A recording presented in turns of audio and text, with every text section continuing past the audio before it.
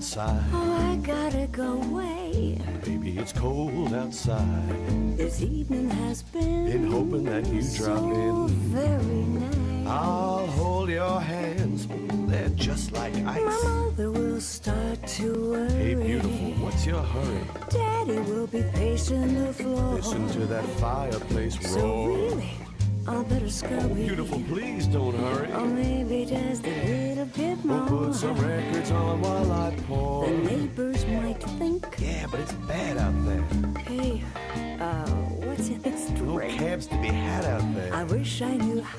Your eyes are like starlight now. Break this spell. I'll take your hat, your hair looks I swell. want to say no, no, no, sir. Mind if I move in At closer? least I'm gonna say that I tried. What's the sense of hurting my I pride? really can't stay. Don't hold out, I baby, bet it's cold outside.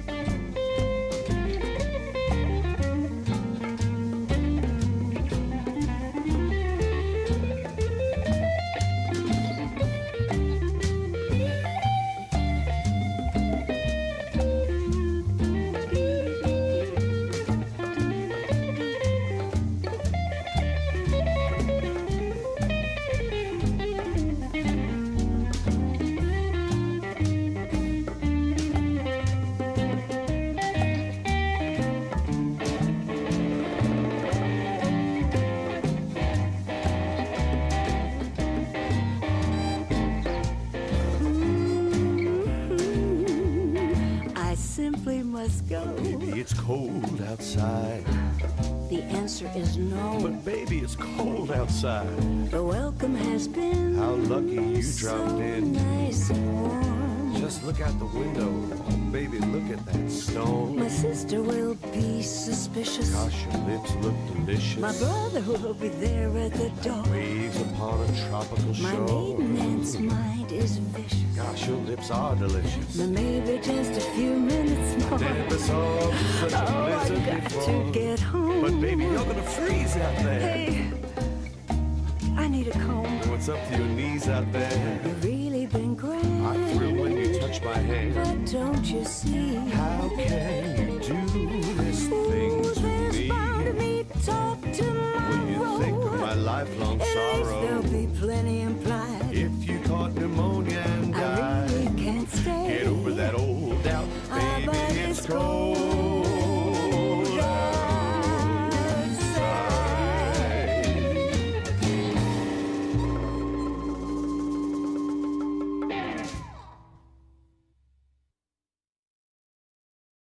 Paramount Plus is the new home of UFC.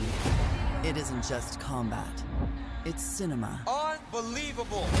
Every strike is a frame. What a shot! Every rivalry, a story. Oh my goodness! This canvas is more than a stage. Are you not entertained? It's where legends are made. UFC on Paramount Plus. Every fight, one subscription. Streaming this January. I just want to entertain people and make a living. From Focus Features, they had a dream. I want to sing, I want to dance, I want to garden, I want a cat. All they needed was each other. We should call ourselves Lightning and Thunder, a Neil Diamond experience. This Christmas, based on a true story, You've ever had a shot, pal, this is it. Hugh Jackman, Kate Hudson, It's good. So good. Song Sung Blue, rated PG-13. May be inappropriate for children under 13. Only in theaters this Christmas. Do you want free internet forever? Yeah, we thought so. That's why Spectrum is giving you just that. Free fiber-powered internet forever when you switch and get 4 mobile lines from Spectrum. No internet bills, no taxes, no late fees. Just fast fiber-powered internet. Call 833-901-0178 to find out how. But hurry, this deal won't last forever. Once more, 833-901-0178. Or visit spectrum.com/freeforever to learn more.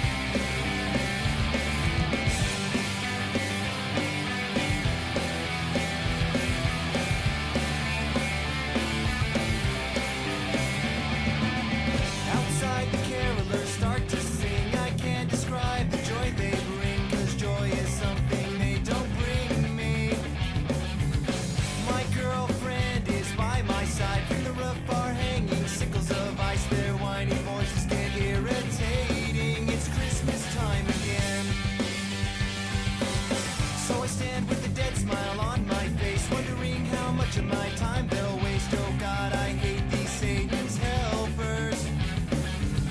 And then I guess I must have snapped, because I grabbed a baseball bat and made them all run for shelter.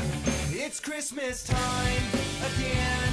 It's time to be nice to the people you can't stand. All year I'm growing tired of all this Christmas cheer.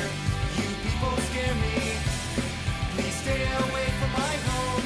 If you don't want to get me down, just leave the presents and then leave me alone.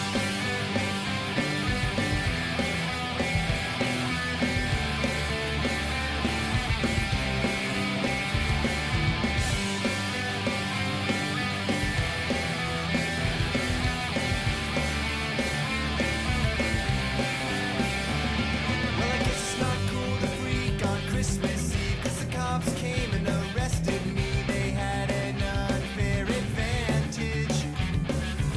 And even though the jail didn't have a tree, Christmas came a night early, 'cause a guy named Bubba unwrapped my package. It's Christmas time again. It's time to be nice to the people you can't stand. All year I'm growing tired of all this Christmas cheer. You people scare me. Please stay away from my home. If you don't want to get me down, just leave the presents and then leave me alone.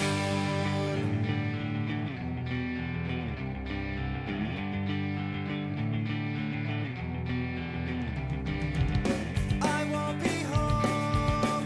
I won't be home for Christmas. I won't be home. I won't be home for Christmas. I won't be home. I won't be home for Christmas. I won't be home. I won't be home for Christmas. I won't be home. I won't be home for Christmas. I won't be home. I won't be home for Christmas.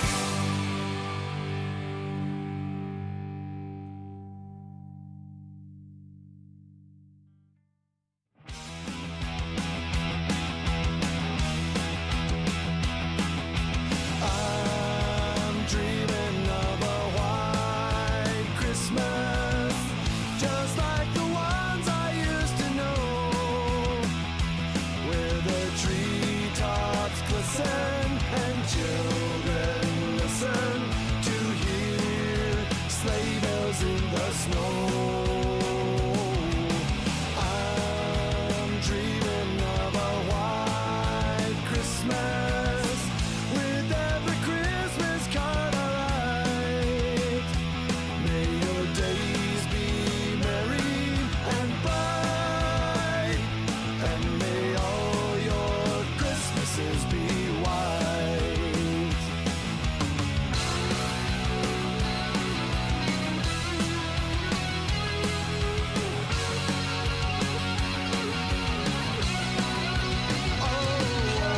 I'm dreaming of a white Christmas, with every Christmas card I write. May your days be merry and bright, and may all your Christmases be white. Be white. All white. All white.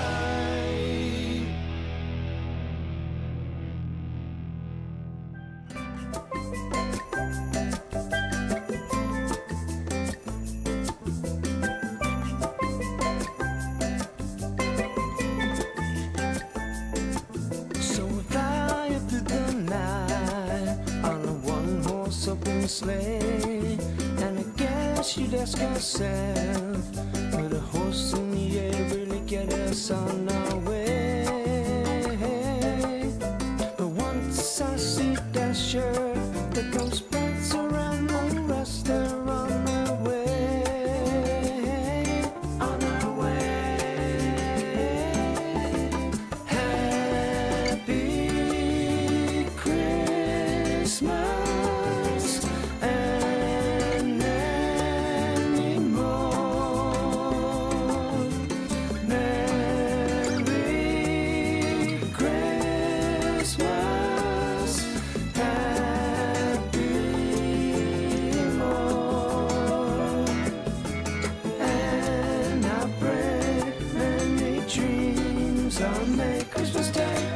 see you all next year, next season like today, with snowflakes in the air, and the snowman who didn't quite make it to dinner today.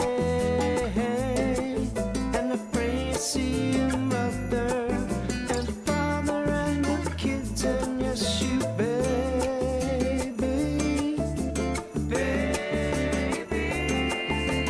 Happy Christmas and many more. Merry Christmas, happy more. And I pray many dreams on Merry Christmas Day.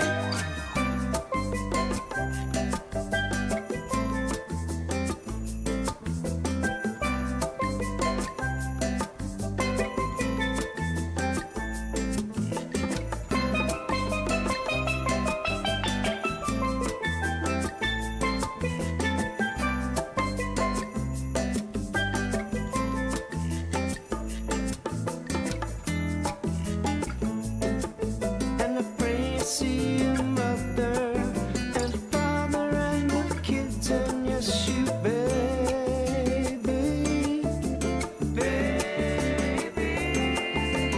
Happy Christmas and many more. Merry Christmas, happy more. And I pray many dreams on Merry Christmas Day. RITER Radio is a BKR media production. Welcome to the morning meeting, everybody. Or should I say the whenever you decide to show up meeting? I said the hip, hop, the hippie, the hippie, the hip, hip, hop, and you don't stop the rocket to the bang, bang, boogie, say, yup, yup, the boogie to the rhythm of the boogie to beat. Now what the hell is to the dish, I'm ripping to the beat. I'm here, the groove, and my friends are gonna try to move your feet. See, I am on the mic, and I'd like to say hello. I to the back, to the wet, the red, and the blue, the purple, and yellow. But first I gotta bang, bang, the boogie to the boogie, say, yup, yup, the boogie to the bang, bang, boogie.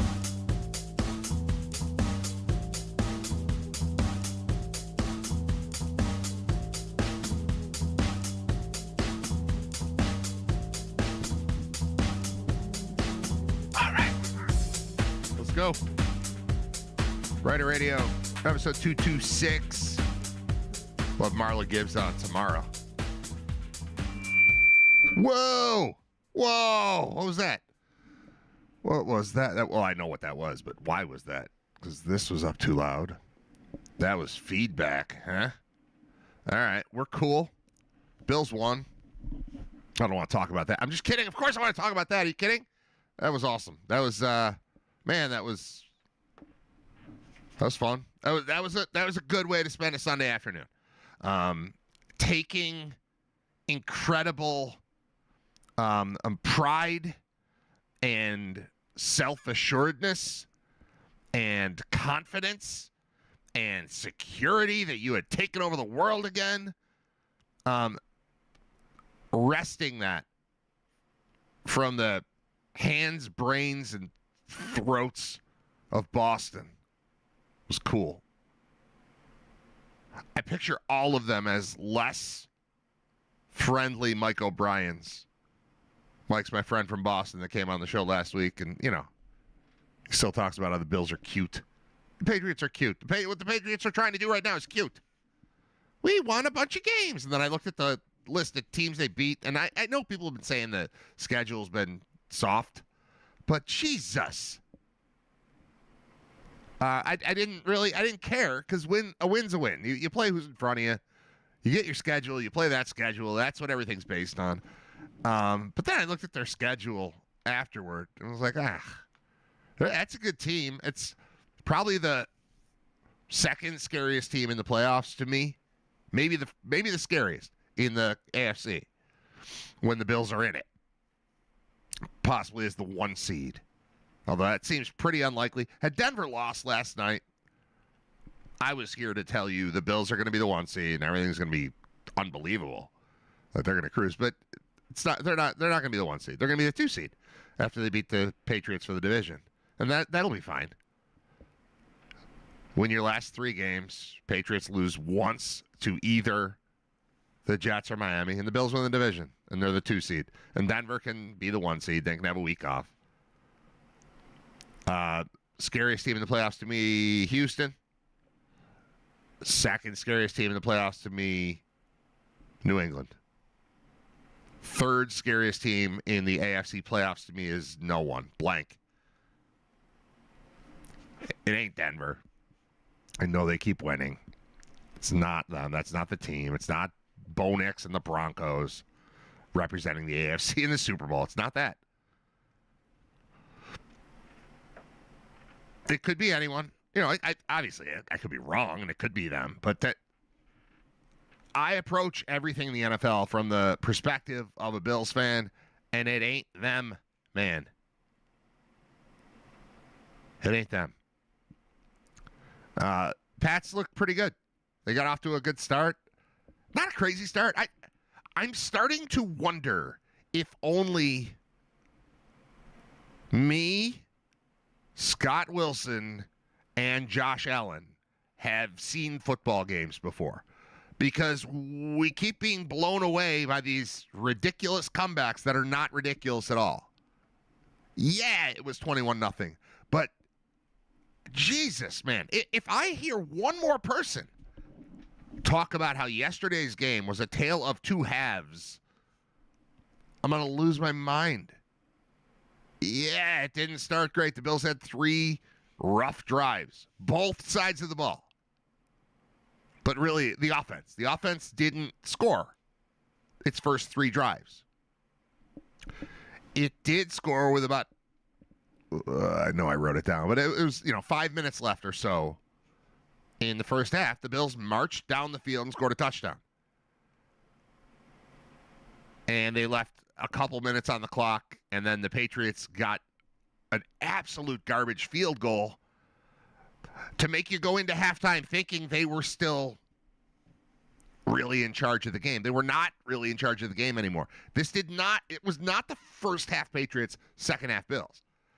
It was the first 24 minutes or something Patriots and the rest Bills. There's this thing where you defer and you get the ball to start the second half. And there's this thing where you get the ball and you go score. And then halftime comes and then you go score. And suddenly a 21-point lead is a 7-point lead and it's just a football game. Now you stop them and you score and it's tied. I want to remind people, like, we're all losing our minds over this thing. I say we, but not me. I watched that game calmly as if the Bills went down by a little, and then they came back, and then they won because they're better. And I think there was way too much from what I've read, seen, heard after the fact. I watched the game with my wife only. We're the only people that watched it. Kids were not here. They were off at various events. And at no point, I mean, obviously, down 21-0 is not ideal. I was like, all right, we'll just go score. Josh Allen in his postgame said, score, stop, score. That's a phrase I think needs to be introduced to the average fan. It's a phrase that Scott Wilson and I use always. Every time you're down, it looks like, and I don't know. I'm not trying to tell you I know more than you. Maybe I just watch more crazy football. I've watched every UB game, which is MACtion, which is college football, which is insane anyway. College football is crazy. MAC college football is crazier than college football. And I watch that weekly for 15, 17 years. Like, down 21, means, oh, so you have to score and then stop them and then score and you're down 7 and then we have a game. That's all it means. Score, stop, score. Score, stop, score is a 14-point swing. And you need one of those. When you have Josh Allen, you're always capable of one of those. And I was delighted to hear him in post-game commentary use exactly those words. Scott and I usually say touchdown, stop, touchdown. But it's the same thing, and it flows better. Score, stop, score. That's all he did. That's how you make up. That's how you gain 14 points in a game. You score, then you don't let them score, and then you score. And Josh Allen's on your team, so that happens pretty consistently, pretty regularly. You don't notice it when it happens early in the game. If the Bills score on their first drive of the game, then force a 3 and out, and then score again, you don't think, oh, yeah, they did it. Score, stop, score. 14 points. That's how you swing a game, by 14 points. And it's a phrase that belongs in the lexicon. It's a phrase that belongs, honestly, it might be the new name of my show because I believe in it so much and believe that people need to think about it so much. That might be what we're doing. Is because I don't need my show to be named after me. It's RITER Radio because that's what it's always been. But as we're growing into something else, growing into something much larger, I need a new name. And I was already thinking about that. And then late last night, after I watched the game for a second time, I watched the game when it happened. Then I went to my parents' house with my wife where we met up with our 3 kids who were all done with their stuff. And we had a day early birthday celebration for my dad. Happy birthday, Gary, my dad. Birthday today. Yesterday was like fake birthday because you can't just have everybody over for dinner on a Monday because between 6 grandkids, they've all got stuff going on. The adults could probably pull it off, but the grandkids, no way. So happy birthday to my dad. We went over there, and then when we got back from there, I was tired, and I was my thing lately, I try to watch a movie every day now. I know that sounds crazy, but it's really not. If you just don't watch TV shows, you can watch a movie. It's like watching 4 little shows, or 3 little shows. And I intended to do that, and I was like, you know what? I'm going to watch the Bills game again. And I've got the NFL Plus thing on the NFL app, which allows for the condensed version of the game. Watch any NFL game in like 28 minutes, 26 minutes, something like that. So I watched the Bills game back again. And then when that was done, I watched some post-game stuff, and I saw Josh Allen. Like, what do you do? You're down 21-0. How do you just bounce back there? He's like, score, stop, score. What? Like, it's so obvious to the greats like Scott Wilson and Josh, and seems to be lost on the average Bills fan. So I'm trying to get you up to speed so you understand that it doesn't feel crazy if you just frame it in that way. It doesn't feel crazy to be down 21 and win a game at all. Like, those drives didn't go great. All right, well, there's still way more than half the game left. We can cut into it now. We'll have halftime. The only problem I have is the garbage field goal that was basically gifted to the Patriots, who, can we say officially that Gillette Stadium is our enemy? That the staff, like the NFL, should look into everything that was going on at Gillette Stadium yesterday and combine it with everything that has gone on over the last 25 years at Gillette Stadium. Whether it's, the heat's not on in the locker room or the hot water's not on in the locker room, or the scoreboard, there's a screen that the coach can see so he can see stuff that others can't, and helmets are cutting out and all that. The clock didn't run when it was supposed to run, and there's no chance on earth the Patriots should have safely kicked a field goal to end the first half yesterday. But they were gifted that by clock operators, by the runner, Drake May, scrambles.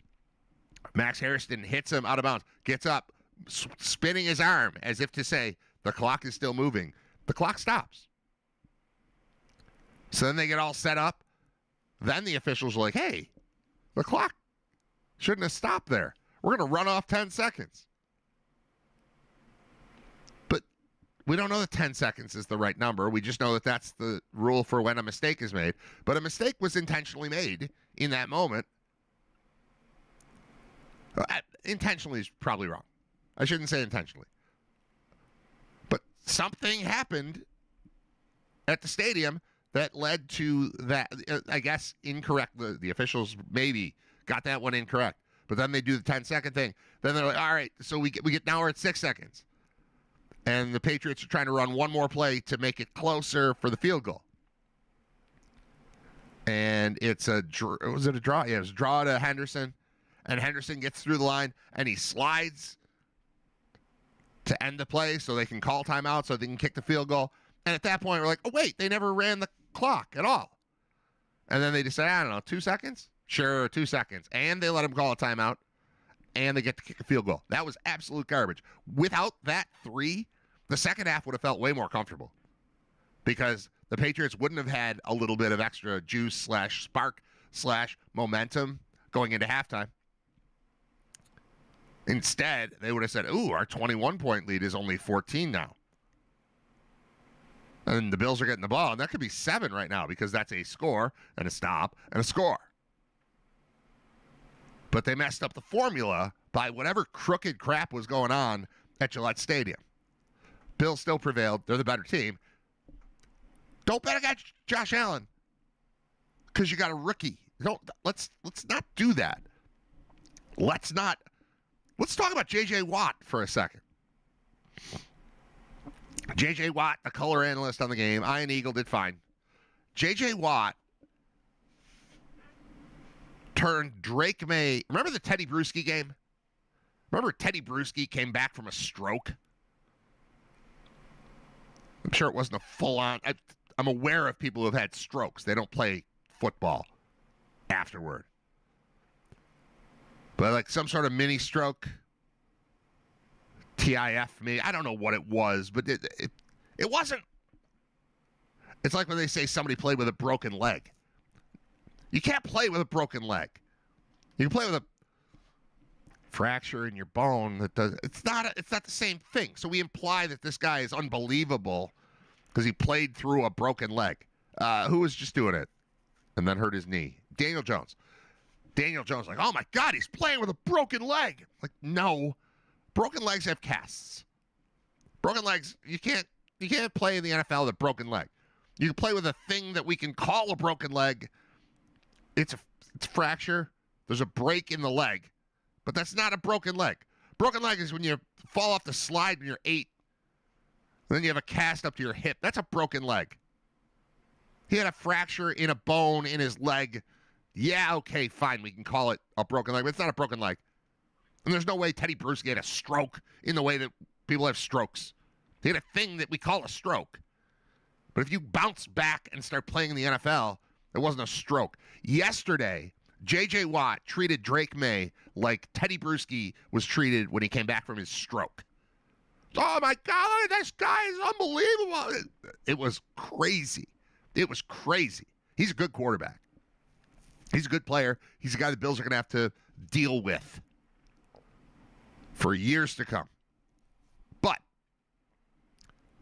he's also a second-year guy who is not Josh Allen. He is not. No one is. So that doesn't mean the Bills automatically win games. It just means calm down when raving about the superior performance of someone who's going against the guy who's the best football player I've ever seen play. Just knock it off. I've never seen anything like this guy. I don't have a comparison. And that includes, like, what Hall of Fame quarterback would you use when trying to describe Josh Allen to a person who's never seen Josh Allen play? Good luck coming up with one. I mean, I think I start at Elway. But then I've got a lot of, but he does this better, and he does this better, he does this better. And he's charming. Like, they're just perfect. Just a perfect player. My God. So, good game, Josh Allen. And better luck next time, Drake May and the Patriots. But J.J. Watt, knock it off. Complaints about the game. We need to solve the replay issue. We need that to be consistent, I guess is the word I'm looking for. We need something that ties it all together. We can't have this virtual assist thing happening on. We didn't have that yesterday for measurements. What's the phrase I'm looking for? After automatic review, whatever it is. Replay and a decision to look to see if something is correct should absolutely not fall to the head coach. And I've thought this for a while. I didn't think it was realistic to even propose it to fix it because the NFL was so into the challenge system. The challenge system sucks. The person in America least prepared to say, I don't think that call is correct, is the head coach of an NFL team. He's the only one not watching on television. We're watching. We see. The league is watching. It sees. They now have a person or people dedicated to watching so they can go, yeah, hold up. They got that wrong. Let's fix it. And that applies sometimes, but not all the time. So we wind up in a situation where on the first drive of the game, the Patriots complete a 30-ish yard pass. Except it's not complete, and anyone watching on TV can see it. And the Patriots hurry to the line of scrimmage to snap the ball before anyone says, wait a minute, he didn't catch the ball. And then J.J. Watt praises them, says, great job getting up to the line of scrimmage and snapping the ball. That shouldn't be a part of it. We have HD TV. We have a million cameras. I know we shut some of them off at Gillette Stadium because it helps the Patriots, but that's not the point. People watching on TV, people watching the game through cameras and screens see it better than Sean McDermott on the sideline. I don't lay it on McDermott to, he should have challenged there. I mean, yes, the Bills should have a system in place so that a person watching on TV immediately can tell Sean McDermott, challenge now. They should have that, but they shouldn't need that. Why does he have to be involved? He's just calling the game. He's just dealing with his players. He's dealing with his coaching staff. He doesn't have the camera and the television. We do. So we, collectively, and specifically the league and the officials, have the ability to go, hang on a second. I got to look at that again. It doesn't have to take 10 minutes. It can be, hold up. The overall point, and there are plenty of flaws in the replay system, but the main one that needs to be fixed is we should not reward you for hurrying up to beat the system. As someone somewhere is going, should we stop this? Should we stop? Well, they snapped the ball. I guess we can't anymore. No more of that. We don't congratulate a team, J.J. Watt, for hurrying up and snapping the ball because they know that under scrutiny the play may not hold up. Don't get me wrong. As the current system is set up, as I'm watching the Bills, I want them to snap the ball quickly. When 18, whose name I keep forgetting, who I keep wanting to call Elijah Moore, Brandon Cooks. When Brandon Cooks on the following drive has a ball near the sideline, juggle, catch. They call it a catch. The official comes in, says catch. I am guilty as a fan watching it, saying, snap the ball, get up there, snap the ball, get up there. But only because they got to do it. Like we don't need to do that. We should not do that. That should not be a part of the game. Should not be a part of the sport. Hurrying up to beat the elaborate replay system that we have, the technology that has been designed to get the calls right. You shouldn't be able to beat it by running. So, Booty didn't catch the ball on the sideline, but it counted. Cooks didn't catch the ball on the sideline, and it didn't count. And that one was replay assist or review assist or whatever they call that thing. It wasn't a challenge. Or maybe it was, because the way they described it afterward, they said something about good job to, what's his name? Doesn't have a mustache anymore. Coaches the Patriots. Vrabel. Good job to him by getting that flag out there. He threw it down real quick. Why do we need that? Why is that a part of the thing? Why is the guy on the sideline who can't see the play in remotely the same way that everyone else watching the game can see the play? Why is he in charge of throwing a thing to say, hey, people who can see the thing, look at the thing? That shouldn't be a thing. None of that is a thing. We have to eliminate that. I don't know that they ever will, but they really should. Replay should not be on the head coach in any way, shape, or form. And the Patriots get a non-catch to go for them. And I think people are probably critical of McDermott for not challenging. Bills have one go the other way. It gets overturned. And maybe Vrabel was involved, but the language spoken by the referee in the game was such that he was not involved. But then J.J. Watt said he was, but it's not the point. None of that should happen. All right, that was my critique of that game. Gillette, Vrabel, Patriot Way. The Patriot Way. The Patriot Way is making sure that the replays are not available to the Bills quickly. That continues. Replays, the clock not running. It was gross. All this stuff was gross. It felt like, all right, no knock on anyone who's listening from the Southern Tier, but anyone who ever played a high school sport and then had to go to Jamestown, anyone who has played or watched, witnessed college sports, and you got to go to Bonaventure, you're like, crap. We're already down. You don't even walk into the building yet. You're already losing. There's just this thing. Oh, it's home court advantage at the Riley Center. Yeah, they're cheating. They're cheating all the time. It's home field advantage for the Jamestown football team. Yeah, right. Yeah, the refs are in on it. 100%. 100%. This is true. If you played there, you know. If you've watched games at the Riley Center, you know.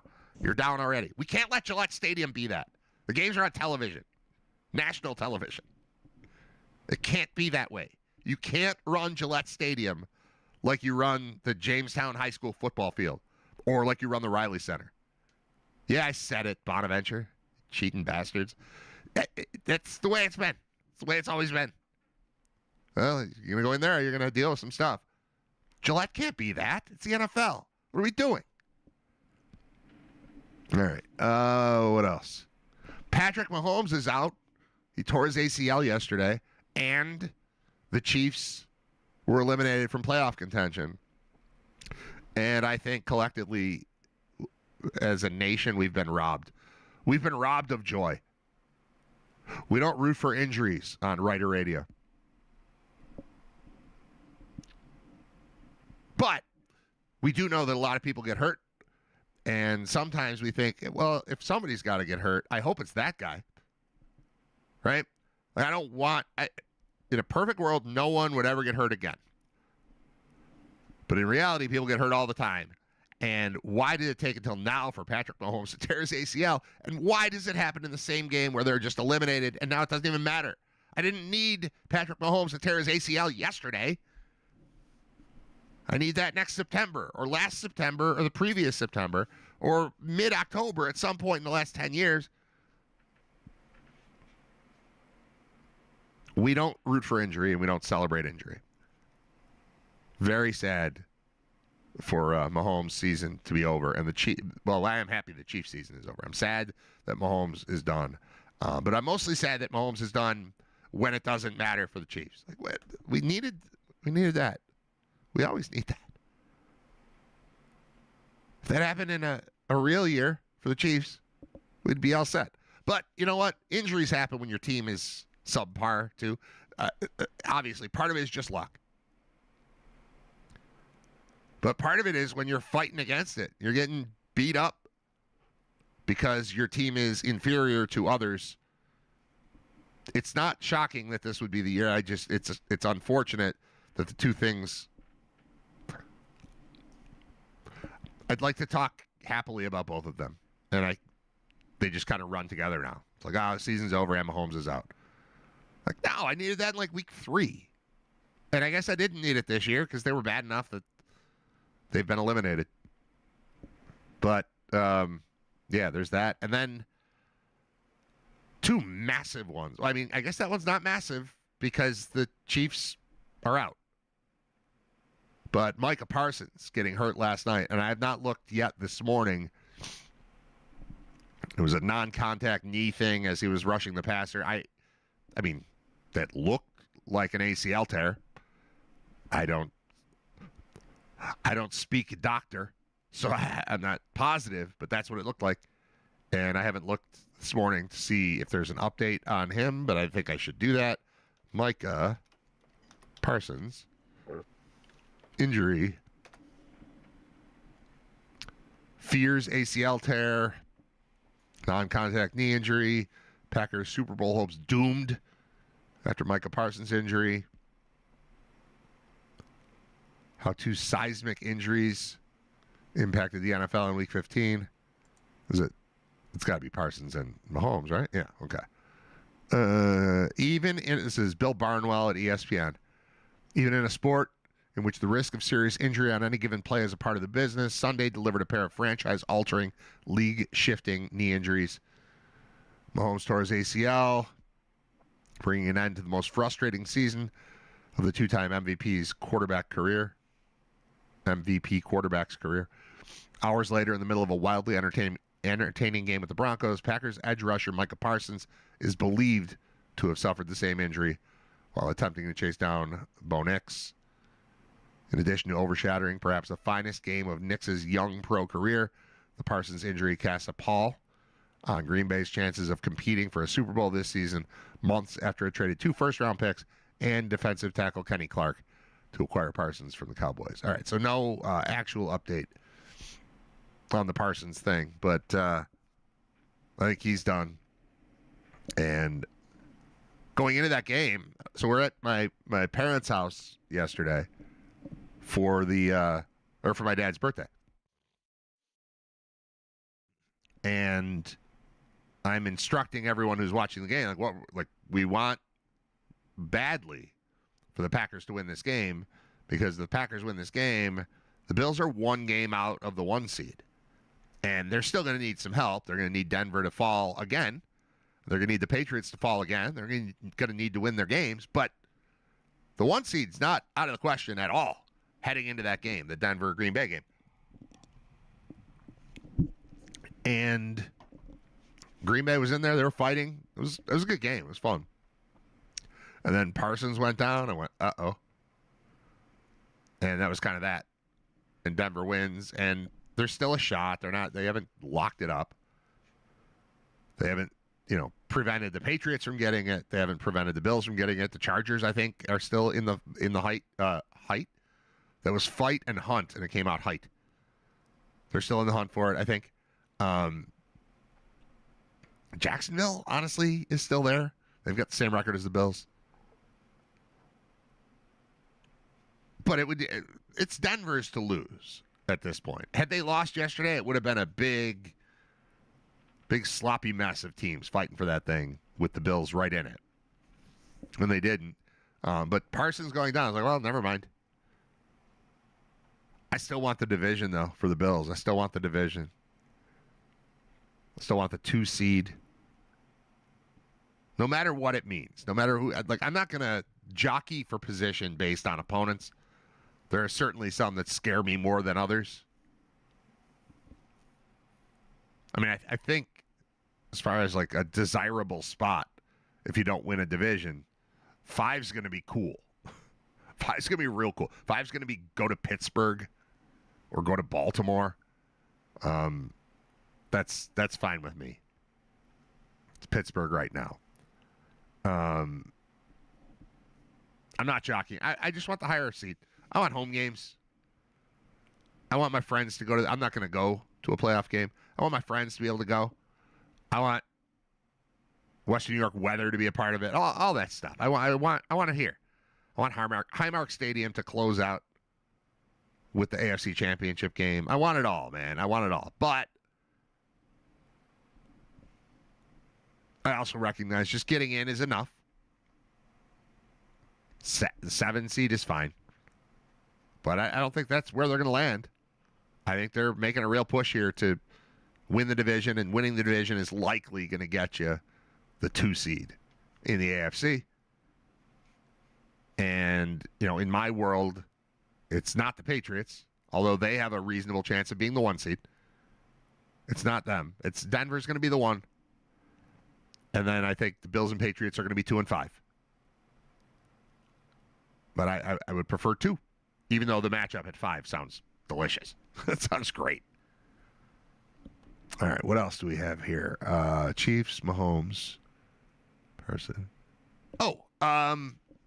Shout out to Ray Davis. I think in all of the crazy stuff that happened in the game, Ray Davis might get a little bit forgotten, but that's 2 weeks in a row where the Bills mounted a comeback, and it had a lot to do with Ray Davis in the return game. And when they cut Brandon Codrington a couple weeks ago, after he was the return man for most of the season, and they cut him, I thought, I don't know, man. I like what he's done. He doesn't contribute much elsewhere, but he's been really solid in the return game. I think Ray Davis has done us a real solid by picking up where Codrington left off and setting up the Bills to score on short fields consistently. Just a massive contributor in special teams the last couple of weeks. Ray Davis is like an unsung hero. I just wanted to throw that out there. So there's the Davis/Codrington point. And then another one yesterday, as we're driving around. We were doing something yesterday. I don't know, but like hustling home in time for the game. And I'm looking, or basically asking my wife, hey, find the roster for today. It's got the active players, the inactive players. Like, what's going on? Is Benford going to play? Is Joey Bosa going to play? Glad he did. Benford did not, but it worked out. And we're looking for that. And reading the list of inactives, and Gabe Davis was on the inactive list. It's like, oh, no. What happened there? After the fact, I think it's just that Joshua Palmer was healthy and was able to play, and he contributed. Nothing like crazy, but he's been a part of this team's plans since camp. And he was a part of it yesterday. He made a couple big plays. Nothing massive. He's not in the top 10 players you're going to think about coming out of yesterday's game. But having him back and healthy and contributing was nice. So I love Gabe Davis more than the average person does. I was so excited to see him come back just on the practice squad, and so excited to see him elevated, and so excited to see the way he contributes to the team, and happy to have him here. But their plan wasn't Gabe Davis. Their plan was Joshua Palmer. So I think that's all it is. So I've got Davis/Codrington written down that I want to talk about, and then I've got Davis/Palmer. So I got through that. I'm actually using this stuff on my list today. I'm proud of myself. Scott Wilson is going to join the show. That's what he does on Mondays and Fridays. We'll get his thoughts on the Bills and other things as we continue in just a couple of minutes with RITER Radio. It's episode 226. It is a Monday. We have switched our music for the next 10 days to Christmas songs, but I'm not doing this. There might be a couple standard ones in there that I like, but I made a list of, I don't know, it's 100-something Christmas songs that we're just putting on shuffle during the breaks for the next 10 days or whatever it is. I know it's 10 days till Christmas. I'm not going to do a show on Christmas Eve. I'm not going to do a show on Christmas. So for the next 8 days, I guess, on the 8th day of Christmas, I'm giving you Christmas songs. That's what we're doing. We'll be back in a few minutes. Scott Wilson will join me for a good chunk of the second hour of RITER Radio. Songs. Then we'll be back. I'm Brad. Thanks for listening. watching, checking it out, calling, not calling, whatever you're doing, following, subscribing, liking, sharing. Hit that bell for notifications. Oh, that's a thing. Real quick. If you subscribe on YouTube, that's one thing. But if you subscribe on YouTube and also hit the bell, there's a little bell thing. It's for notifications. It'll send you a little reminder every time we start a show, which is awesome. Or every time I post something, it shows up. It's, my dad did it. And he's 77 today. But he's just like, your show keeps sending me messages. What? And he showed me, and it's just, there's a notification. When the show goes live, I hit start on a broadcast, he gets a ding on his phone. It's like, hey, show's starting. Let's go. It's not intrusive. It's just a message, like a text type of thing. But it reminds you the show's happening. So I would really appreciate if you, when you subscribe, also did that. Click that little bell thing to get the notification, because that will that'll keep you, you'll be locked in for life on Writer Radio. Until you decide to unsubscribe, and that's fine too. But the best way to do it, I'm finding, because it's hitting my dad's phone, so that means it will hit yours as well. If you hit that notification button, it will just tell you whenever the show starts. All right. Timeout. Music. Be right back. Writer Radio.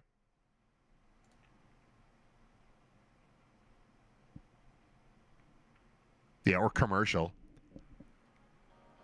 Whatever, you can sit through a commercial. Or two. He's choosing Texas, I can tell. Or five.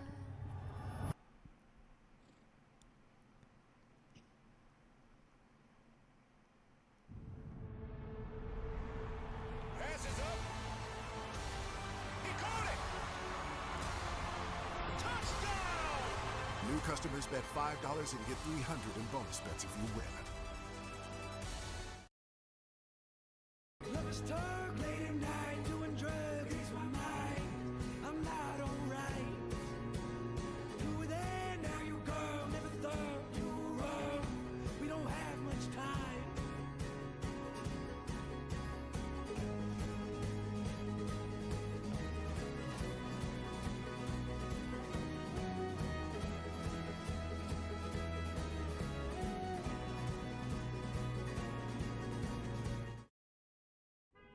Gas, gifts, tolls. This holiday trip is draining my wallet. Yeah, but we'll get to see all our family. You're festive. What's your deal? What's my deal? Holiday savings at Metro. I got one line of 5G for just $25 per month, and I kept the phone I love. And no activation fees, and a 5-year price guarantee on my talk, text, and data. Detour to Metro it is. Get that more for your money feeling. Only at Metro by T-Mobile. $30 your first month or without autopay. Price guarantee exclusions apply. See site for details.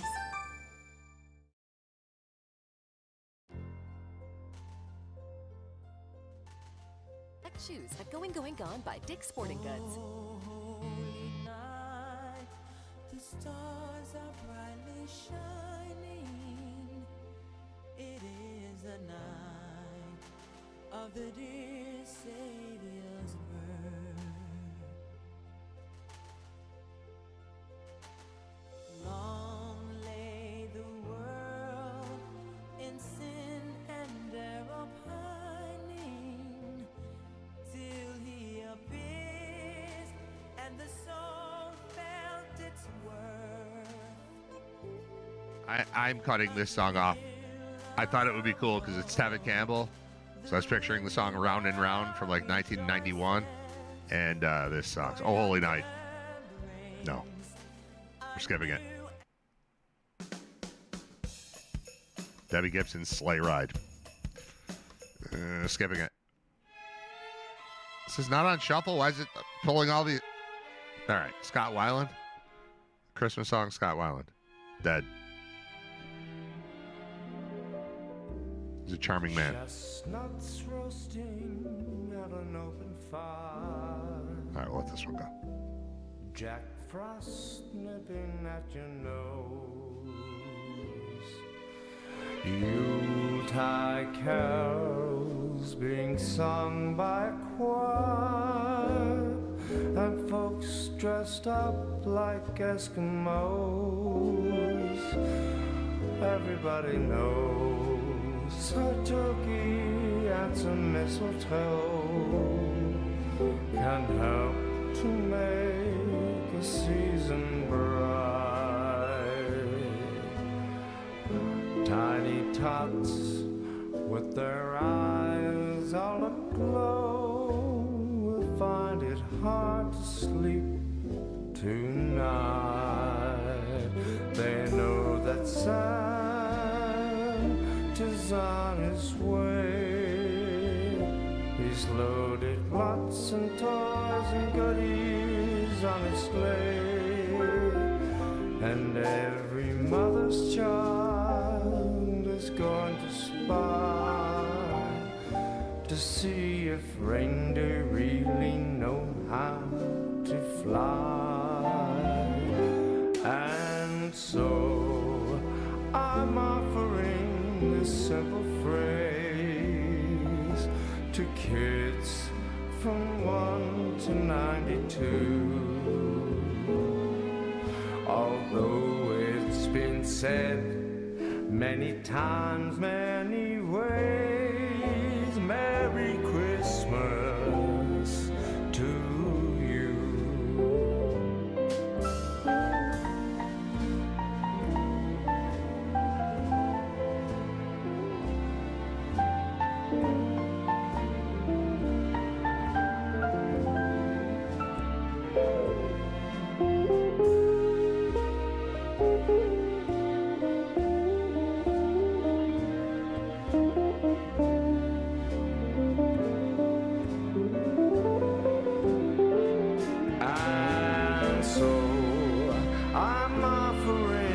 Simple phrase to kids from 1 to 92. Although it's been said many times, many ways, Merry Christmas to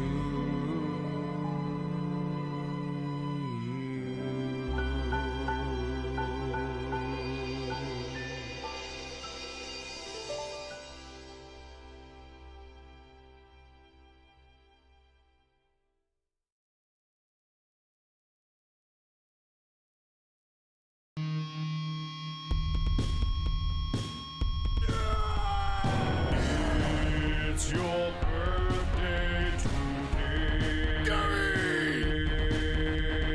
It's your birthday today. Gary!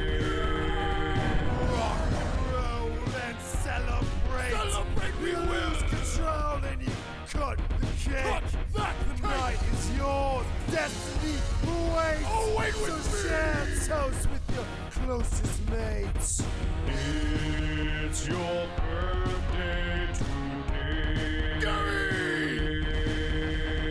It's your birthday today. Gary! Grab your goodie bags. Open your gifts. Blow out your candles.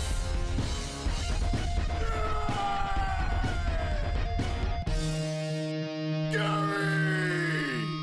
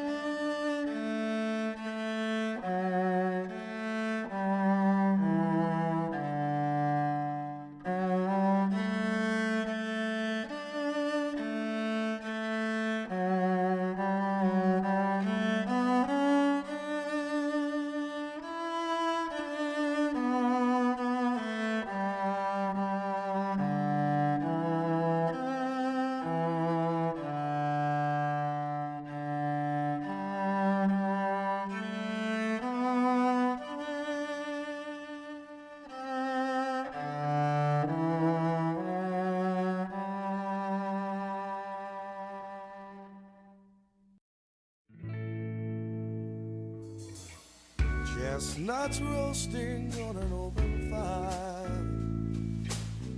Jack Frost nibbling at your nose, Yuletide carols being sung by a choir, and folks dressed up like Eskimos. Everybody knows a turkey and some mistletoe help to make the season bright. Tiny tots with their eyes all aglow will find it hard to sleep tonight. They know that Santa's on his way. He's loaded lots of toys and goodies on his sleigh. And every mother's child is gonna spy to see if reindeer really know how to fly. And so I'm offering this simple phrase to kids from 1 to 92. Although it's been said many times, many ways, Merry Christmas to you.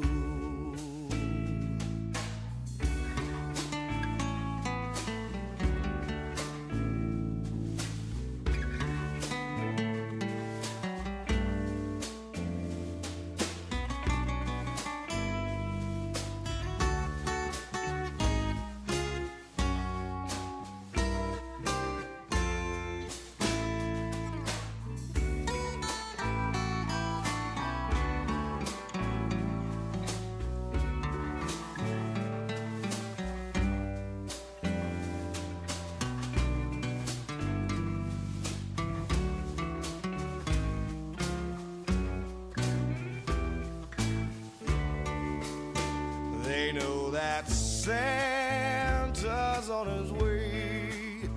He's loaded lots of toys and goodies on his sleigh.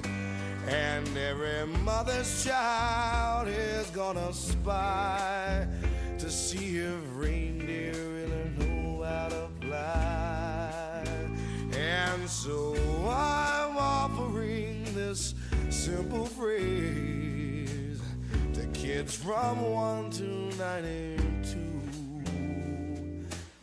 Although it's been said many times, many ways, Merry Christmas to you. Merry Christmas to you.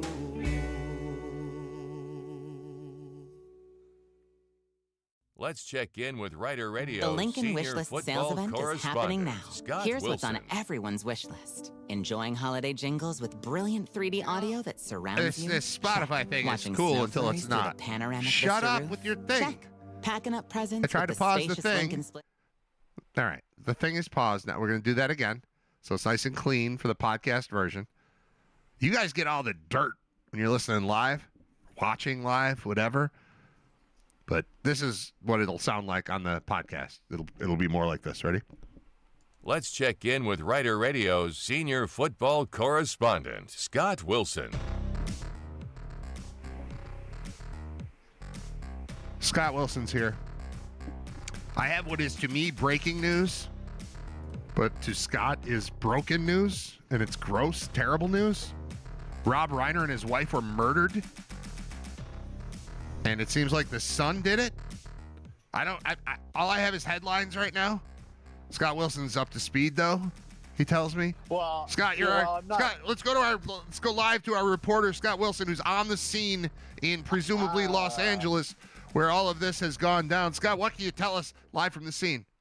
Does this make me your senior Rob Reiner correspondent? No, you're murder dark, or is correspondent. this just straight murder? True crime.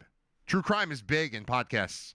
So this is our true crime. This is a true thing. Rob Reiner. Okay, Holy crap, man. Like, I don't know how you feel about most Hollywood people. Isn't Rob Reiner just like an uncle that we have all had forever? And like, I'm just so comfortable around him. Maybe it goes back to him being the Spinal Tap guy. Like, kind of hosting it and introducing the band to me, but I feel like I know him. I don't know him at all. But holy crap, I have a very positive, for no reason, very positive opinion of him as a human being, and he has been murdered. Yeah, that's. I learned about it this morning on my way out the door as my mother-in-law came over to help us get our youngest on the bus because we both had to leave earlier for work today. So she had on Good Morning America, and it was a bad morning America for a little bit there, and saw it. Yeah, it's that's a tough one because Rob Reiner, if you think about it, let me say this. I think the reason why you have such a positive opinion of him is anytime you've ever seen him interviewed about like anything, he's very honest, very straightforward, and seems very likable and very comfortable in his own skin and very everyman. Very everyman. Yes. And I think it's interesting here. Well, it's not interesting. I think it's sad that his son, who all appearances, it appears to be, Well, he's been arrested. Yeah, the main focus of what's going on. And I did read an article earlier today where the cops were looking in that direction because once his sister found out, it was like, you need to talk to my brother immediately because he's insane and he's dangerous. And it makes me sad because I've heard Rob Reiner talk a lot about his son and how he struggled, and there was a long history of drugs and drug use, and he really had to struggle with it, and how Rob was very sympathetic and was very understanding because he has the unique experience of knowing what it's like to be the son of, because Rob Reiner was the son of Carl. Yeah. Right. of Carl. So he understood that experience that his son was going through because he was famous, and, the struggles with anything that kid would accomplish is it's just because you're a Nepo baby and because you're rich and you had everything handed to you. So there's a lot of mental anguish that I think went along with his son and with that experience that he had. But I never thought or never got the impression from Rob talking about it that there was ever any danger, necessarily negative feeling towards Rob about it. It was just kind of a thing that happened that's unfair. And, there's even a clip right now on social media where the two of them are at a table talking about it. And Rob was like, let's not pretend that in the 60s when I was going through a similar time period that my son was, that there wasn't drugs there. There was a lot. They're just different drugs that I was involved with. So sure. It's just a sad thing to see, because if you look at Rob Reiner's work, it's possible that you could say he has the definitive blank movie of several genres. Like, is there a better courtroom movie that's ever been made than You Can't Handle the Truth? No. Like, that's got to be up there. Right. What about mockumentary? He's got to be number one. I mean, he basically invented the genre. Yep. You look at even something like When Harry Met Sally. Is that not like the romantic rom-com? Yes. Yes. All of these are correct. And then he was involved in Sleepless in Seattle. Uh-huh. And I don't know if he was behind that one or just in it, but there are several types of movies that if you look, he might have been. Yeah, he's got his hands in everything. He's got his hands in everything. He might be a writer. He might be a director. He might be the producer. He might be just an actor in it, but that he had some influence. All of it. All the stuff I like, he's involved. He's been very underrated because you don't think about him. You just don't think about him because he's understated. because he's understated and he's been so likable. He hasn't had the aura. The sitcom. Say what you want Greatest about sitcom. Tarantino. What's the greatest Tarantino's sitcom? not liked. No, he's hated. What's the greatest sitcom? I mean, We'll go back so to that Tarantino. carries aura with him. Yeah. That Rob Reiner didn't have, and back to All in the Family, which is probably the greatest sitcom that's ever existed. He's a massive chunk of that too. Wow, this sucks. So, yeah. When you really start breaking down all the movies that he's been involved in, and how special and beloved they are, not just in general, but in their specific genres, it's a staggering career that he's had that unfortunately is probably only going to start getting recognized and getting the credit that he deserves now that he's been killed, and hopefully that's strong enough to ignore the manner in which he was killed, which is gruesome and grisly, and the story behind it will eventually fade away so that he can be honored the right way, because he's been involved in any movie in the last 40 years that you've loved. Yeah, he's there. Like he's basically AMC. Yeah. There's like a 75% chance that at any time that you turn on AMC at any point, you're watching a Rob Reiner movie. Yeah. And you love it and you're going to watch it. It's like there's a reason why his movies are always on TV. Well, because when you turn it on, you can't turn it off. Well, there's a heart to everything he's ever done. Like I'm just thinking about, and I couldn't think of what movie it was, but I know that in one of the movies that I love, that I watch pretty regularly, he's the dad, and you forget about it, and then he shows up, and I just looked, and it's Wolf of Wall Street. He's Max Belfort, and he just, that role is just so cool. It's it's always. It's a Judd Hirsch. It's Paul Reiser in I don't remember which one. Another one of these movies where they just refer back to Rounders, whatever. One of these movies where the kid is 24 years old and he's doing something a little bit crazy, and then he meets his dad at a diner. Like that scene is awesome in every movie, and Rob Reiner is that in Wolf of Wall Street. It's the same. I don't know. I didn't intend to talk about this. I found out about it a minute before we went on the air. So How about what's the definitive movie for coming of age? Stand by Me. Yeah. That's Rob Reiner. Right. You are onto something. Did somebody tip you off to this, or is this something you came up with on your own? Because God. I thought about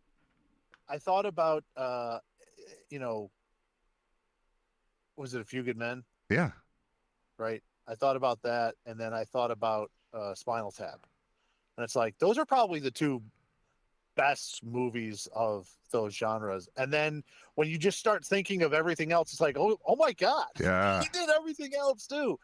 I did see there was something else on social media about it too, where was Stand By Me a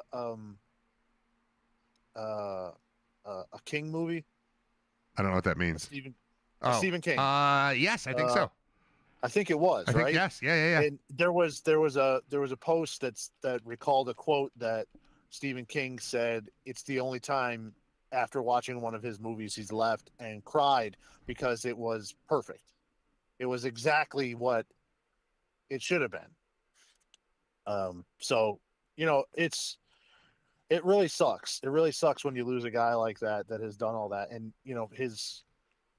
the number of films, like you said, the heart in a lot of his films really stands out, and it sucks to lose a guy that can make movies like that, because there's not a lot of movies like that are being made anymore that have that type of heart and that type of feeling. Yeah. And it's partially because all of the investment places are now into movies with superheroes. And everything is consolidating, so all of the choices that all these movie places are making now is in IP, intellectual properties, which means they want to appeal to the broadest, They want an audience before anybody even knows what's coming out. They want already to have people locked in, and so that's kind of what happens. You can't get anything new because new starts from zero. So you got to start with Superman, or you got to start with the Avengers. So now, or you got to start now, instead of movies like Like, I don't know if in today you could get Harry Met Sally, Sleepless in Seattle. I don't know if you could get those movies made No, now. they'll be on those because are they're Hallmark busy movies making, now. They're making Jenga, the movie. Right. So, it's crazy. Do you think that is why Hallmark exists? Because they stopped. Because it's essentially Hallmark is they're trying to make When Harry Met Sally 100 times a year. Right. And there's not a market for that in theaters. So they were just like, you know what? I like that vibe. And maybe that's what we pick up because we laugh at Hallmark movies, but we also kind of like Well, we laugh Hallmark because movies. they're poorly done. Right, but we also kind of like them because they're poorly done, but it's because they're the only ones trying to do it. But I think they're trying to make When Harry Met Sally over and over and over again, and they suck at it, but they're doing it, and there's still some appeal to it. Getting very existential right now, but I think that Hallmark exists because of what Hollywood has become to a certain extent. Well, that's the magic I think you see in the brilliance of some of these guys like Steven Spielberg, Rob Reiner, these guys, because without their touch, without Rob Reiner's touch, When Harry Met Sally becomes annoying guy and hot chick on Hallmark. And it leaves you saying, come on, Meg Ryan's not going to be with that guy. Meg Ryan's not going to be with that annoying guy. One, he's not good looking enough. Two, he's annoying. And the talent is taking that and still making it lovable and appealable so that you do buy it. Because we laugh and we don't buy it on Hallmark. But there's 100% buy-in when you see that movie, When Harry Met Sally. Sure. And you're like, yeah, no, this is it. That's the magic that he brought. And I don't have the full list of his movies, but I mean, it's like every one that you've ever seen that you enjoyed. And yeah, well, I don't know how times that he appeared in stuff. Yeah, I don't even know how to look him up because do I look up the actor version or the director or the producer or the writer or I don't. There's no way to do it, but I'm just looking. He was in The Bear, current, very trendy, very popular TV show that I don't love, but he's in that. They just did a sequel to Spinal Tap, which I haven't seen yet. Scrolling backward, New Girl. He's involved in New Girl. That's cool, trendy, fun. Sandy Wexler, I've never seen, but it's a Sandler movie. He's involved in that. About a boy, The Wolf of Wall Street. There's a When Harry Met Sally 2? No, that can't be real. I'll just pretend that he was involved in 30 Rock. Hannah Montana, Spinal Tap, Simpsons. My God. I mean, Curb Your Enthusiasm. All the stuff. Princess Bride. Primary Colors. Frasier. First Wives Club. All the stuff. Larry Sanders Show. The best. Best show ever on TV. Larry Sanders Show. Sleepless in Seattle. Spinal Tap. Postcards from the Edge. I don't know how to look this up. All in the Family. Everything. The Odd Couple. He was on The Odd Couple. Partridge Family. Beverly Hillbillies. Gomer Pyle, USMC. Batman. The original, he's a delivery boy on Batman in 1967. These are him as an actor. Him as a writer. 55 things listed. Do I do that? Do I open that list? Sure. I'm going to start at the bottom and work up, though. Steve Allen Comedy Hour, The Joey Bishop Show, Smothers Brothers, Glenn Campbell Good Time Hour, everything. All in the Family. Happy Days, of course. And not to hold on, I'm going to stop you there because he had a pretty decent sized important role in that Smothers Brothers, and that show and the writers on that show basically spawned an entire generation of comics from and an entirely new type of version of comedy that became on TV. It became a lot, that show stared down CBS. Yeah. And that was a groundbreaking show, important show in the history of comedy. And he was in that. I had totally forgotten about that. The American Continue, president. No, it's all right. I'm just scrolling. No, it's good. I didn't have to just read everything because I'm just scrolling through. But like when I say heart, like the movie The American President, that's him. Like, of course it is. I didn't know that, but of course it is. I'm looking at producer credits now. Princess Bride, Misery, Few Good Men. We already Princess mentioned. Bride. Yeah. I mean, that's a cult classic. Right. That's I like hate it. a I hate fantasy it, but yeah. comedy. Yeah. A fantasy comedy type of thing. Yeah. Is that? I mean, that's it. That is it for that genre. It's its own thing. Yeah. I don't like that movie, but I get it. I get how many people do. Yeah. All right. You want to talk about football? R.I.P. Rob Reiner. This is our in memoriam segment. It's brought to you by Satan.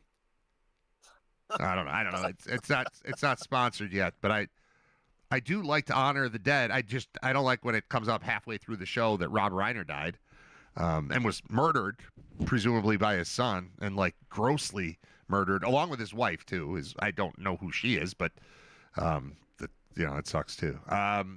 You want to talk about football? Should I play a song or something? No, we're fine, right? We can move on. No. What are you gonna play? Taps? No, I don't have tap. I don't know. I would play a Christmas song or something. No, we'll skip it. All right, let's do football. Yeah, we can go into football. All right. You know who's not dead? The Bills. Yeah, I thought you were going to say Mahomes. He's almost. So, all right. Here's what I take away from yesterday. I feel like you and I and Josh Allen are the only three people in my circle. Not that Josh is in my, you know what I mean? That view football the same way, which is like, I don't know. I've watched a lot of it. Teams get leads, they blow leads. And 21 points is score, stop, score away from a 7-point game. And I feel like we know that and approach it that way at all times. And, maybe we should sell the rights to read our text messages during games to keep people friggin' sane.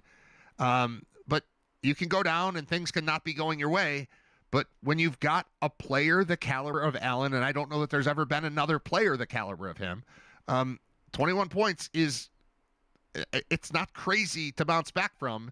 You just need to play some defense and let him do his thing. And I find myself less shocked than other fans when the Bills do what they did yesterday, or when they do what they did against the Ravens in Week 1, or even what they did. Was it last week? Was it Pittsburgh? Whatever. It wasn't Pittsburgh. They had the Bengals last week. It was the Bengals last week. That's what it was. Same type of thing where it's like, oh no, they're down. It's like, well, I don't know. There's a bunch of football left. Let's see what happens. I've been on the wrong side of it enough times to know that a lead is not safe. And now you've got Allen on your team, and the other team's lead is not safe. So it was not shocking to me. It was great to see. I mean, it was awesome. It was a very, very cool, borderline game of the year in the NFL. It was very, very good, but not shocking. And I think people need to recognize score, stop, score is the way to solve a bunch of problems. It's not that difficult when you just have to do those three things in a row. Well, and you have to take into a fact that that you've got Josh Allen. Right. I think that's the ultimate thing to go along with what you're saying there, because if you're running out there Shadur Sanders, yeah, right, you're probably not having the same, like, theoretically you're right, but you're not going to be right. But as it applies to just Maction, in a theory, and it applies to a team with Josh Allen on it, right? And I in theory agree with you wholeheartedly. We talk about it all the time, and I've said it a couple of times before when we've been talking football. I don't really I don't really feel in trouble until it becomes that 4-score game. Once it becomes 4-score, then you're in deep trouble. You're in trouble down 3 scores. Make no mistake about it. But once you get to that 4th score, then you're talking about doing score, stop, score twice. Right. And that becomes really hard. But when you factor in, the equation is, can you stop them once? Can you stop the other team once? And when you start thinking, all right, I'm down 3 scores, but really it's still the first half. Even if you're in the third quarter, can I get one stop? And if the answer to that is yes, then you're still fine because you can go score, stop, score. And you can do that at any point. I think for a long time, it's only been approached as, well, if you get the last score before halftime and then you get the ball coming out of halftime, that's the only, Right, that middle that's how eight you thing do it. people talk But about. it's really, you can create your own middle eight at any point in the game. You just need a spot or a stop. So, can you get a stop? And they finally got a stop in the second half. And it's like, okay, you're in danger. Yeah. You're in big, big danger because the Bills started to figure things out. They started to feel comfortable. Josh started to feel a little bit more comfortable and started throwing down the field more, finding those tight ends, especially over the middle of the field. And just looked a lot more comfortable. And then once he got comfortable, it was on. I mean, he looked. He never looked. Josh never looked like he was like, oh no, this isn't going our way. Except when he was He's throwing up. He's throwing up, but I mean, he was fine. Yeah. So I agree with you. I'm with you. They fell down by 21. And my immediate reaction is, well, you need one stop. You need a stop, and this is a game. Because they're not going to shut the Bills out. They're not going to stop them from scoring. The Patriots defense is good, and it's improved, and they play hard. It's a good team. But it's a good team, but they are not going to shut them out. So what you're looking at now is this becomes a game if I can get a stop. And they finally did. And then they got another one. And then they got another one. Right. And then they gave up a long touchdown, and then they got another one. So, I think the biggest thing for the Bills is, can we move what happens at halftime up to earlier, please? Because the defense is significantly better in the second half. And the offense, I think the offense is obviously better, but not to the extreme difference that I see from the defense. So, I think that there has to be some way to start earlier without set being your in the alarm building for a different time. Yeah. Yeah. Without being in the building, I'm not sure what exactly their approach is, which it may be, let's show them a lot of base stuff early on. Let's see what they're doing. And then we can adjust. And, maybe that's kind of the way it is, rather than saying we're going to come in with all these ideas. And then if it doesn't work, then we're kind of just back to base, and they're already prepared for that. So I don't know what the approach is, but it's certainly something that they need to look at, because if you're going to face in the playoffs good teams, you're not going to be able to do that every time. And so far this year, the Bills have been able to do that like every time. So it's something that needs to be thought about. But yeah, it was 21-0, and the reaction of everybody reminded me very much of another team based in Massachusetts, and it was the Flagship Cup when yes, UMass got an interception with 59 seconds to go and celebrated like the game was over. Yeah. And up in the booth, we're like, all right, cool. That doesn't matter at all. We're about to get the ball back and win. So get a stop. Yeah, this is going to be fine. You guys are not going to move the ball when you want to, and we're going to get the ball back, and it's going to be great. And same thing happened. There was an awful lot of this thing is over. I don't know if you've heard the radio calls of that 21-0 touchdown. No, the Patriots radio calls? Yes. Oh, is that something I should seek out? Oh, you should seek that out, because it's what are you thinking about now, Bills fans? Your window is closed. Really? This division is over. The Patriots are back. And oof. Really? I didn't see anything posted in the second half. I didn't see any posts from the second half highlights of how exactly they took it, but it's not over, actually. Funny enough. Hey Scott, you want to do something really fun on the fly? Okay. I just found Patriots post game show immediate reaction from yesterday. I think I'm just going to play it, and we can we'll pause it and talk about it. Sure. What do you think of that? All right, there's a commercial first, of course, but once I get it ready, I am very curious about this now. Patriots post game. All right, we're not going to put the video up. We're just going to Three straight times was great. Post-game show presented by DraftKings. Paul Perillo is with me. Mike Dussel, thanks for joining us. I'm Kwani Lunis, and as you just saw, Patriots lose this one 35-31. The Buffalo Bills stay in it till the end. It was a good game, and I think that's the consolation that we'll start with, maybe. Yeah, I mean, it's a great start by the Patriots. I mean, I thought they came out and played, maybe their best half of the year. Absolutely. Certainly coming out, forcing the Bills and Josh Allen to punt three straight times was great. You got a couple explosive plays from Travion Henderson. Thought they had a plan in the red zone. This is boring. We talked about These guys aren't mad. Individual effort by Travion Henderson. Skip ahead. Hold on. Yep. I knew the playmaking. It's for Baltimore loses that game. Never mind. That failed.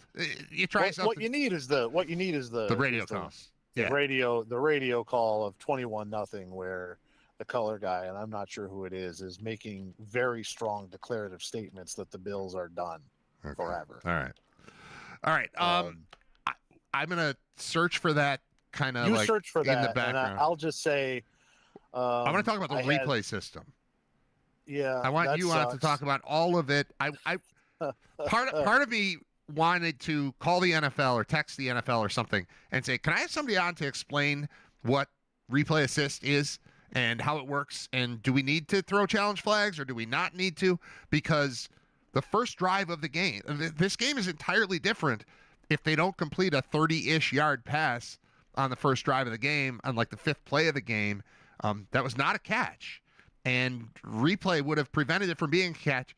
And I don't think we should live in a world where we have this elaborate system of cameras and computers and, things that can swing around and 3D visuals, and it all can be defeated by running up to the line to snap the ball. I don't think we're doing it right if that's a possibility for a team. To the point where J.J. Watt, who, by the way, as an announcer, sucks. But he credits the team. Great job getting up to the line of scrimmage there. Like, to steal the play. They stole the play. So had that call been overturned, it's a different game. Had the one at the other end, which also was not a catch, but was called a catch on the field, the guy, Brandon Cooks, I keep wanting to call him Elijah Moore because he's wearing his jersey, but the Brandon Cooks catch on the sideline, bobble, and it's the right call. He didn't have 2 feet in as he was juggling the ball, but they called it a catch on the field, and then from above, it was like, no catch immediately because you can see it because you've got television. So are we using or are we not using people upstairs looking at the we need something documented here, some sort of rules, some sort of protocol for, do I need to throw a flag? Does throwing the flag help? Does it not help? Am I going to lose a timeout? I think it was adjudicated differently on the exact same thing. It was a pass down the right sideline, deep ball that was going to set him up for a short touchdown. One of them got there was no. One of them was right. One of them was wrong. Well, there was no system in place to deal with the one, but the system worked on the other one. Both should have been overturned from above without a coach standing on the sideline having to do anything about it. One of them was, one of them wasn't. What the hell? So that's what I want you to discuss as I look for this radio call. Right. Well, I'm with you. I disagree. I like J.J. Watt. I thought he was pretty good. I think he's doing a pretty good job, being that this is his first year, and I never thought that he would be able. I never thought of him in color guy type of territory. I thought he was all right. But that aside, yeah, there's got to be a better way. There has to be some I don't know, known system that needs to be explained to fans, because it becomes very uncomfortable. And talk about a swing that happened. One, that play should not have counted. It should have been brought back.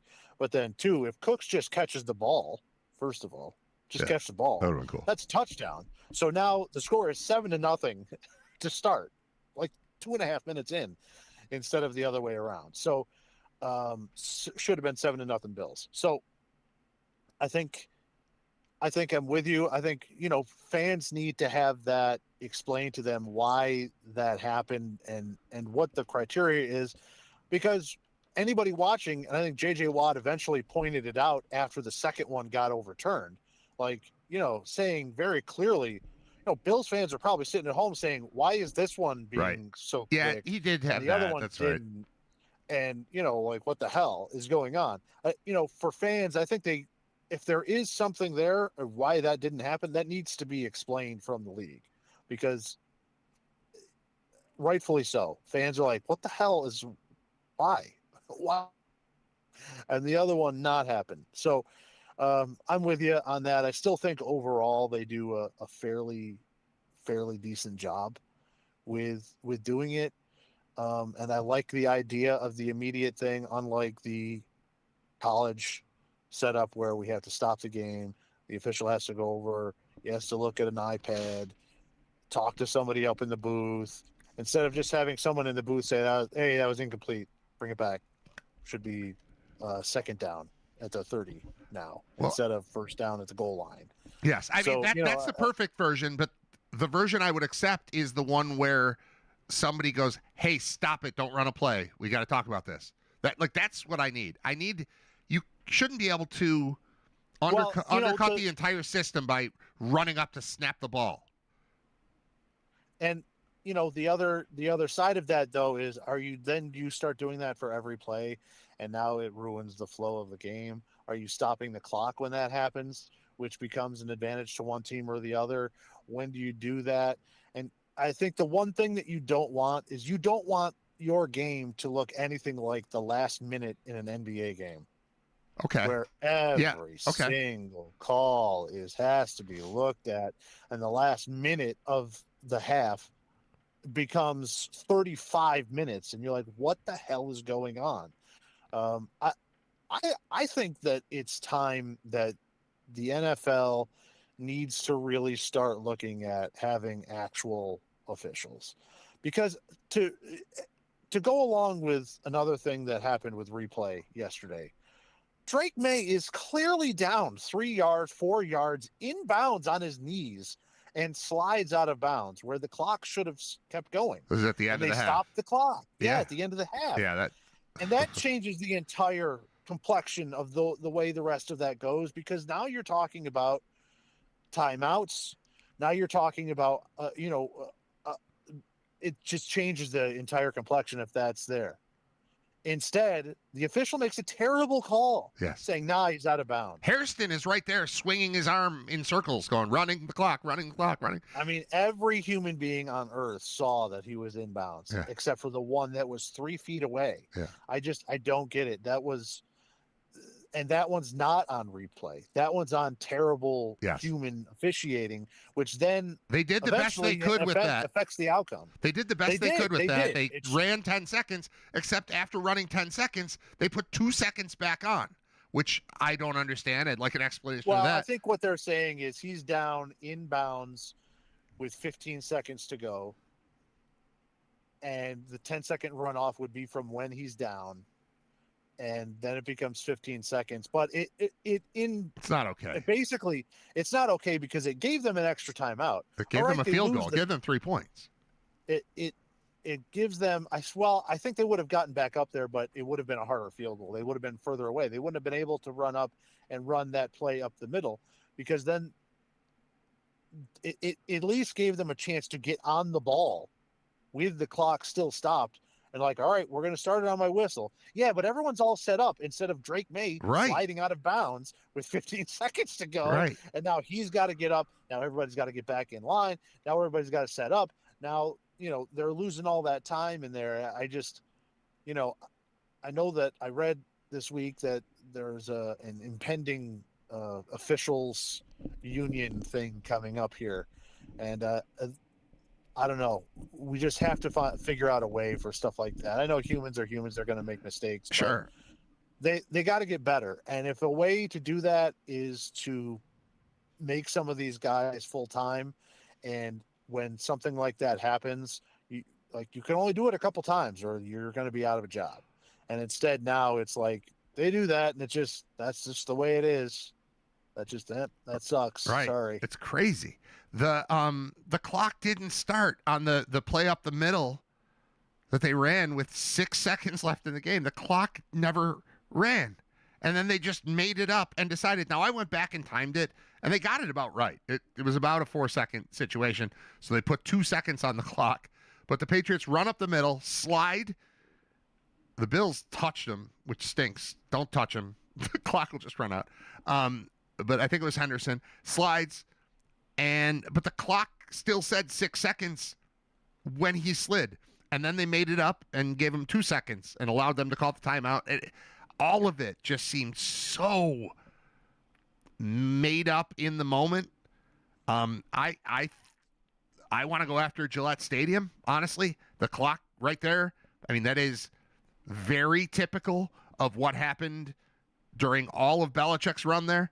All the little rumors you heard about, hot water and heat and cold things and replay videos that were available to one team but not the other, and headsets not working. And guess what? Vrabel's back, and suddenly the Patriots are back, and suddenly the clock doesn't work the right way again. So there is something to that that I think is worth investigating. I know they're real sensitive about Deflategate after Spygate and all that, but it's because they've been up to shady shit for 30 years that we're looking at them in this way. The clock didn't run with 6 seconds left. Who's in charge of the clock? Someone that works for the Patriots.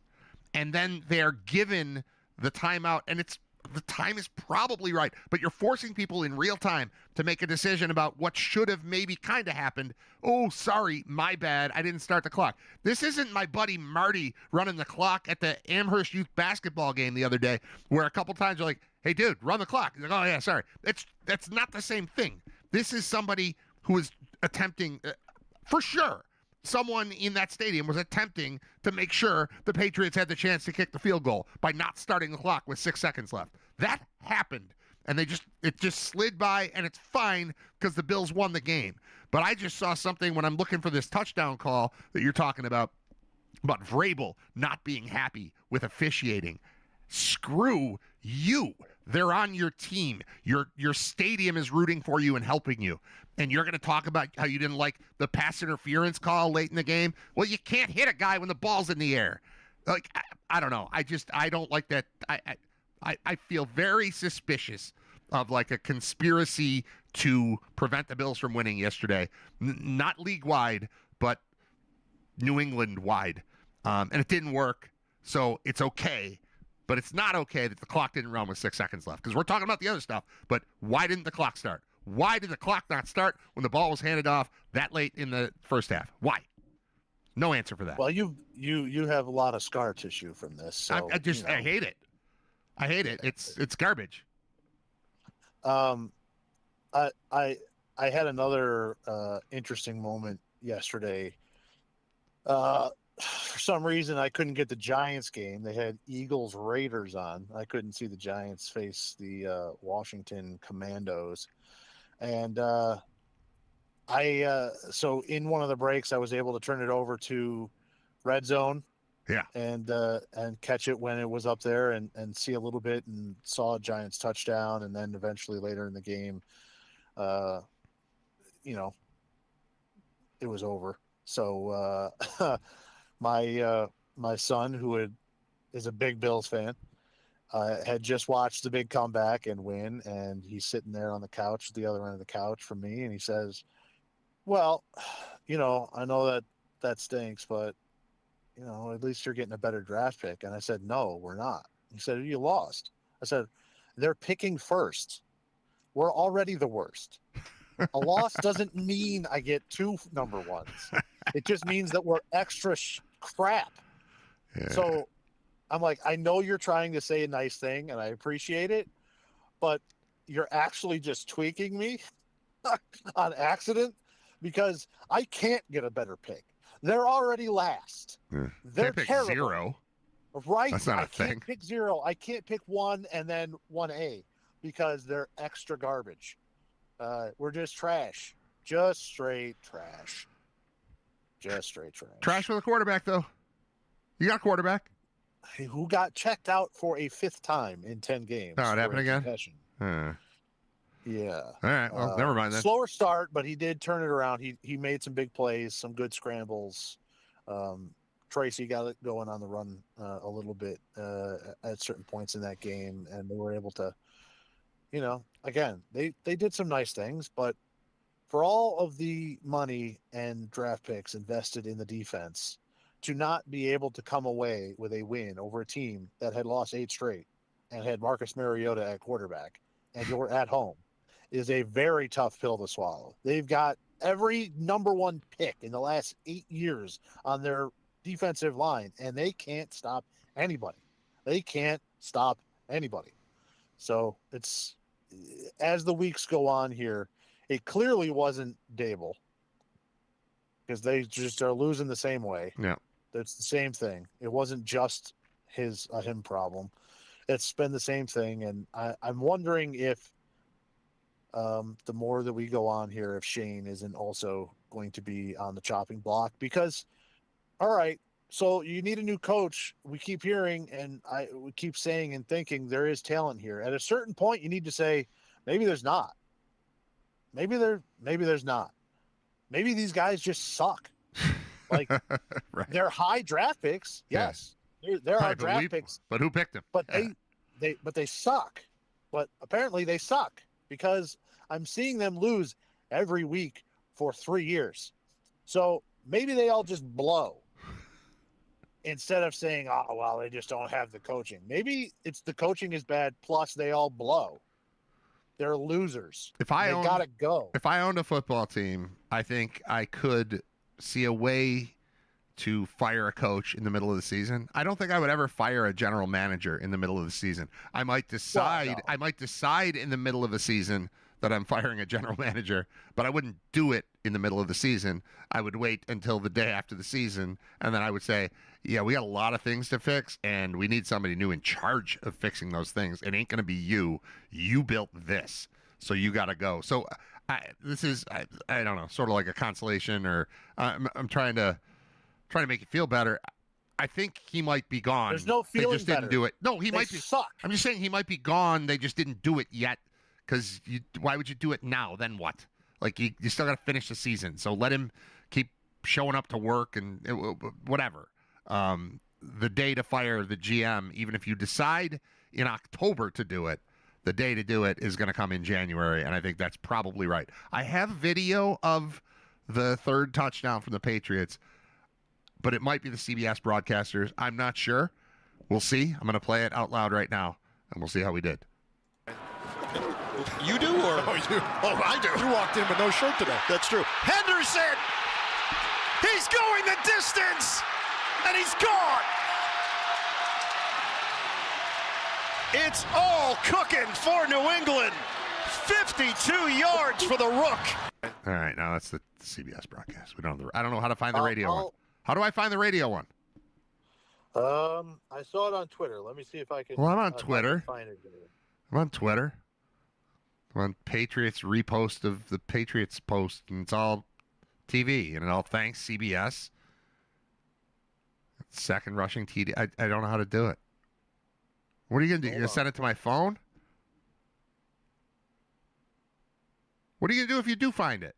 Just tell me. Don't send it to me, because that's not going to work. Because you're talking through the phone, so I can't play it through the phone.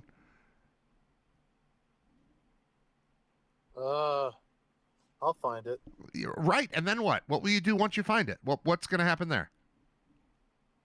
I'll send it to you. How? On the phone? Then I'm not going to be able to do it. Looking.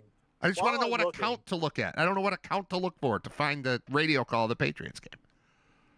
While I'm looking, I think we should say, there should be something said about the end of the Chiefs dynasty. Yeah. It's over. Yeah. It's over. I think all three. I think when Mahomes gets back, he won't have Kelsey and he won't have Reed. That's my guess. Yeah, I think they're not going to have Kelsey's done. I think the big defensive tackle is probably going to get moved. Jones. Yeah. So, it's over. Okay. All right, I think I found it. Okay. So what are you going to do here? Are you going to tell me where to find it? Don't send it to my phone. Don't send it to my phone. I just texted it to you. That doesn't do me any good. I'm talking to you on that phone. Just tell me where it is. But look it up. I'm not going to look it up. All right, I'll look it up. What I did was on Twitter, I searched Patriots Radio 21-0. And then it was like the third or fourth thing down. Pay the Bills pod is what I'm going to look for here.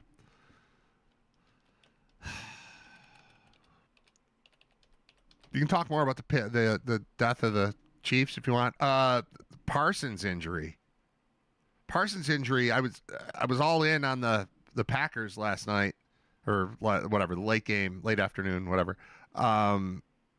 Because once the Bills won, I was like, Denver loses, the Bills are one game from the 1 seed here. Yeah. And so I was super into it. And then once Parsons was out, I felt like that wasn't happening.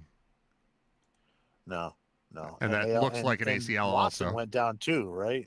Watson got hurt first on an interception. That was that play. My God. Deep ball. They were like just going for it. Like we're putting our foot on your throat right now. And I was like, oh, here we go. And then Surtain undercuts him on the play. And then Watson goes down. They call it a chest injury, but it certainly looked like a shoulder, rotator cuff, maybe, whatever. It looked like that. So he's already out. You see that happen. Like he's not coming back. And then the Parsons thing happens. And then the game is over. And now the 1 seed it's a pipe dream. I do think Denver still, I don't know. What are your thoughts on the Denver Broncos? The 1 seed right now, Denver Broncos. Because to me, I'm still not impressed. I mean, obviously they're good. They're okay. But I don't see a massive difference between them and like the Jaguars or the Chargers or whatever, whoever these teams are that are going to be in the playoffs in the way of the Bills winning their Super Bowl. I don't see a massive distinction between Denver and the others. Do you? No, again, Bo Nix. Am I scared of playing Bo Nix in the postseason? That's what I mean. No matter where the game is. And the answer to that is no, because you've got 17. So I think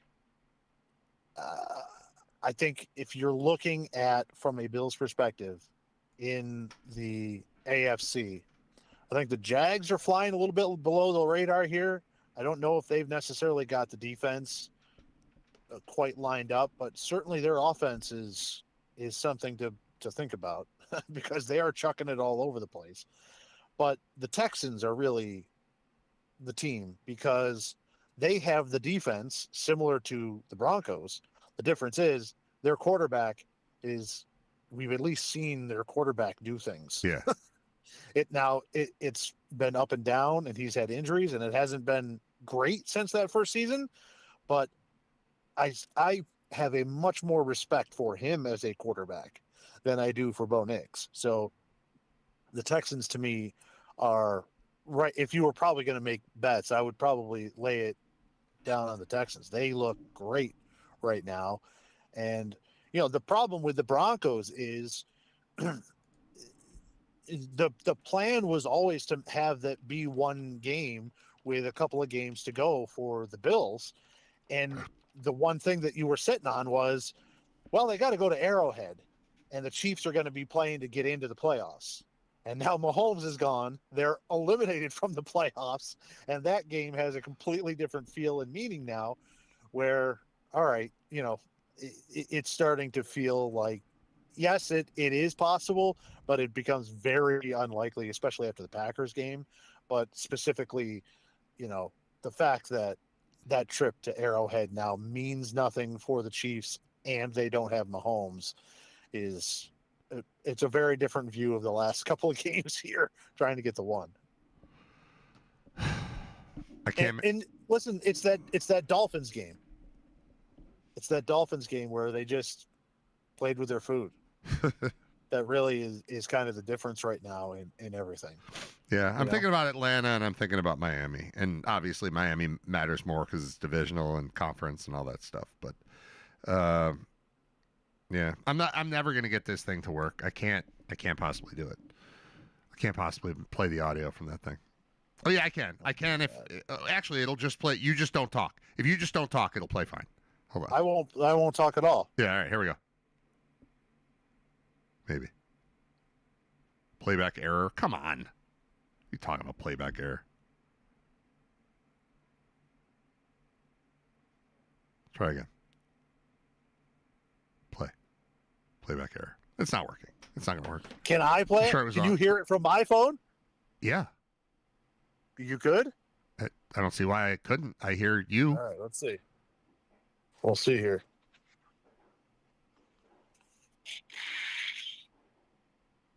Can you hear that? No. Oh, so no, it doesn't work. I'm going to try mine again.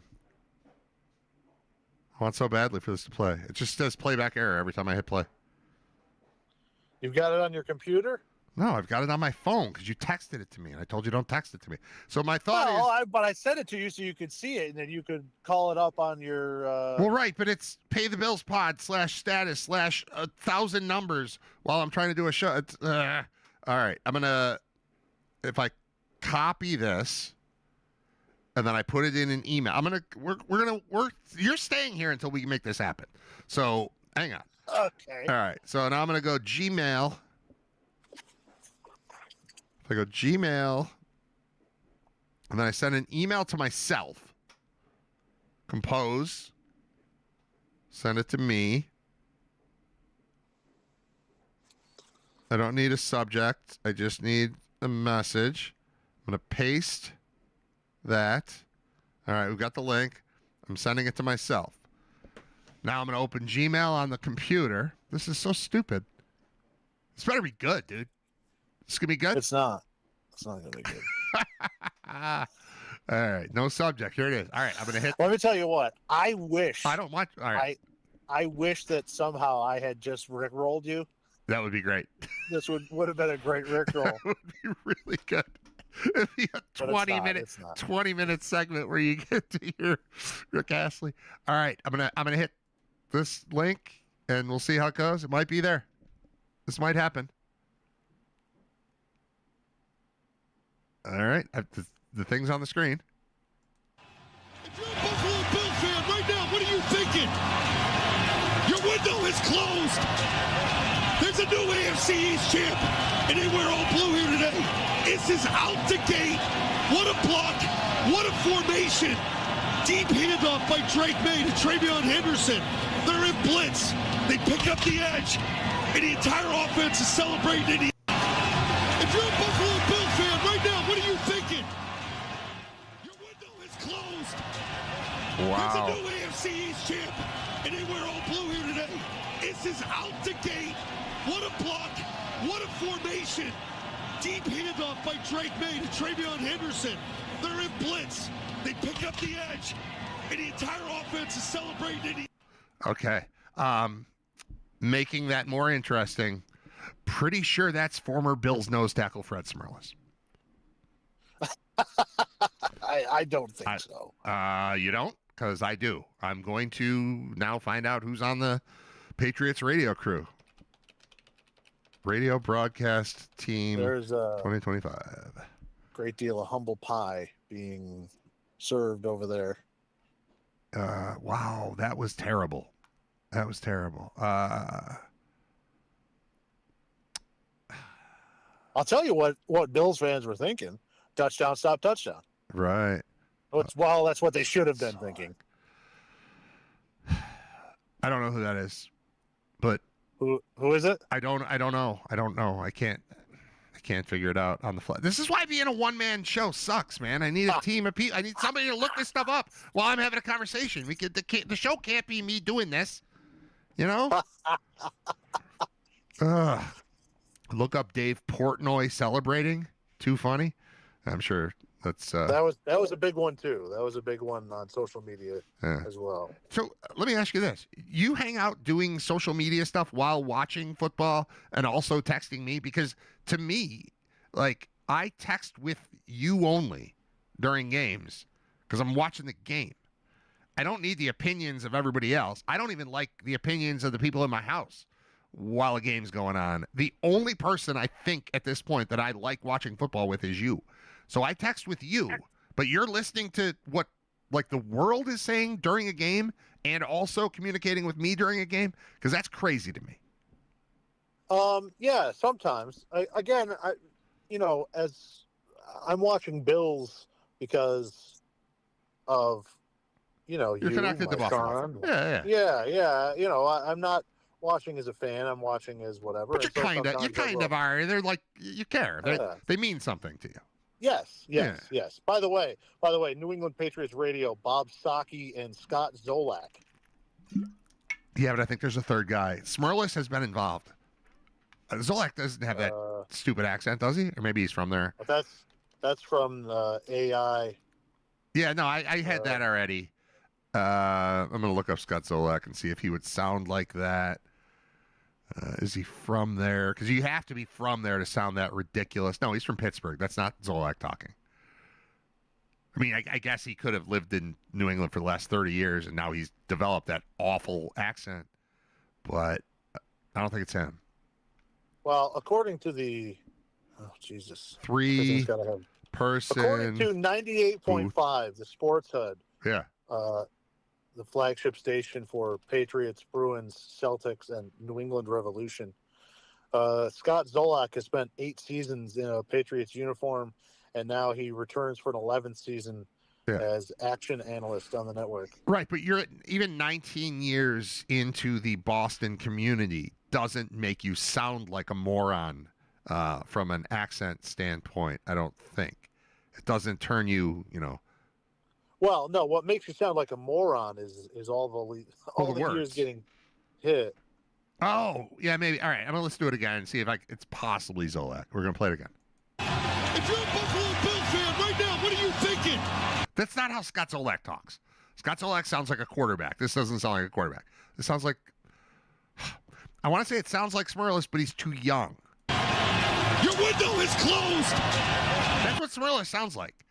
All right, I'm going to just Google Smurlis. All right, Fred Smurlis, Patriots Radio. See what happens. What happened to Fred Smurlis? Okay. Fred Smurlis. Frederick Charles Smurlis. Great job on he's from Massachusetts. He's 68 years old. That's what it sounded like to me. Is he on the radio? Let's search within this page for the word radio. This is why we need a staff, man. You need interns. I need a lot of stuff. Yeah. Currently resides in Massachusetts and is a part-time co-host during football season on sports radio WEEI and a contributor to Wham in Rochester. No, it's not him. I don't know. Whatever. Scott Zolak. That's who it is. I don't think it is. And he declared the window closed on Josh Allen just as Allen was preparing to step through the window. Yeah. And do you root for injuries? No. I do. No, I think that's bad luck. I don't do it openly and out loud. Well, I do it out loud like in the comfort of my own home. But I've been rooting for Mahomes to be hurt for a long time. And then he gets hurt in the moment when I don't need him to be hurt because the team's out and I think the team's falling apart anyway, and it's fine. They've got 6 wins. Who cares? So I don't need him hurt. But the things I said out loud yesterday about Drake May, they don't belong on the show. Like I won't say them on the show, but I was saying them, and I don't know. It probably makes me a bad person. But I would like him cleared out of my life. Like there is going to be a Bills Patriots thing for the foreseeable future if Drake May is the one quarterback and Josh Allen is the other quarterback. And I like the part where there was no competition because it ain't Tua and it ain't whatever the Jets are doing. But it is Drake May. And if he were to disappear from the league, I think that would be better for the Bills. So it's not again, and I like him. Like I'm kind of rooting for him. I like watching him. I think he's cool. I look forward to seeing him play more. But the Bills, the psycho Bills fan in me is not a huge fan of that guy being in the division. And some of the things I've said out loud are not nice. I think that a lot of people had the similar impression of Mahomes too. Like, oh, cool. Kansas City hasn't won in a long time, and they're one of the old programs, and all right, and he's making some crazy plays. I find it entertaining to watch him, and that got old real quick. Yeah. So you're hoping that that's not a similar situation with Drake May. Well, I like the duel. I like that part of it. I like the That's part where fun. it's, Yeah. I liked when I didn't really have a dog in the fight. I liked Brady and Manning going at each other. I liked Kelly and Marino going at each other because Kelly always won. That was helpful. And maybe Allen will always win against Drake May, and that'll be fine. But Josh Allen is such a special football player that we don't have windows and this kind of stuff. It's like, no, that guy exists. While he exists, the window's open. And to think about anyone even remotely considering that a window closes because Josh Allen loses this player or that player or whatever, as long as he is this version of him, and eventually he'll be less mobile and relying on, he'll be able to answer questions like Phillip Rivers, where it's like, what do you weigh right now? He's like, I have no idea. It's not good, but I don't run anyway, so who cares? And like when you get to Josh Allen not running anyway, and he's just a really smart quarterback who's got a really good arm, then we can start talking about a window closing. But for as long as he's just the most multifaceted weapon that the NFL has ever seen, you don't get to just be a second-year quarterback who's won 10 straight games against crap opponents and start thinking you're in the same realm as a team with Josh Allen. You just don't get to do that. So I don't know. I don't know what I'm saying. I'm frustrated by the lack of respect for the best player I've ever seen play football. Well, I think that they've got it. If they had lost it there for a little bit, it has been regained. There should be put some respect on that. Yeah, but I want to hear what Vrabel's saying about officials now. Like, what's his beef? Because I got 75 things that went wrong, and I think your stadium is cheating on your behalf. So, and you still lost. So shut up. I will say I like Vrabel so much better without the mustache and with no facial hair. Facial hairless Vrabel seems like a guy I would hang out with. Thoughts? It was, but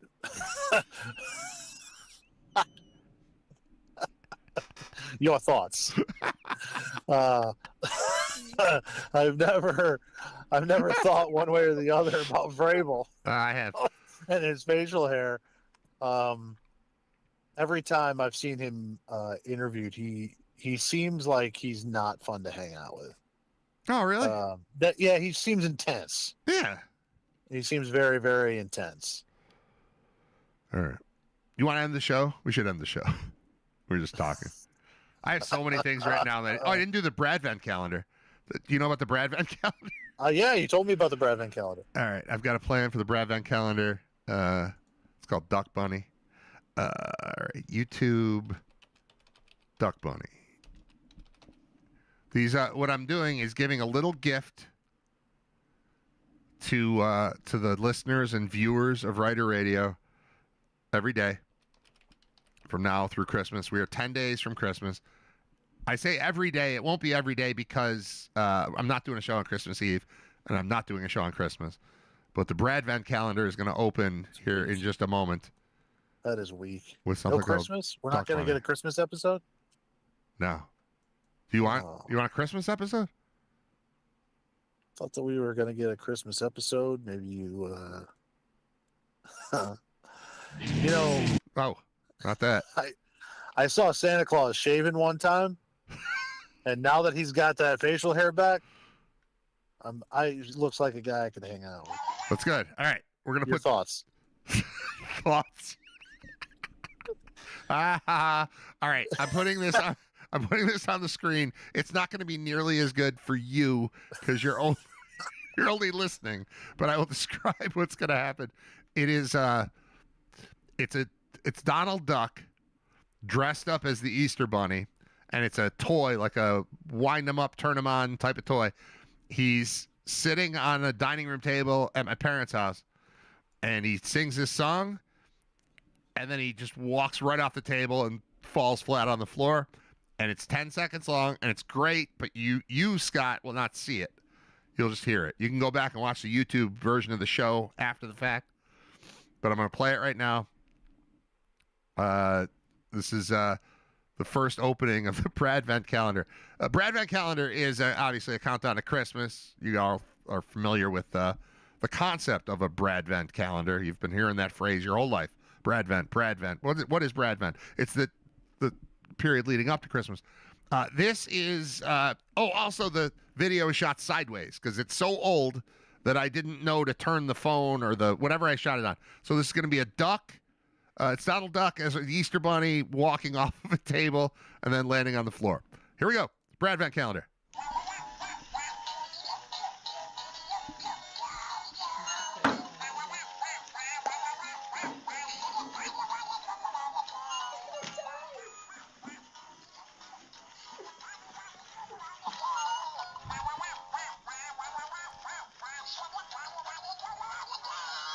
All right, I'm going to give it to you one more time. Scott, I know it's no good.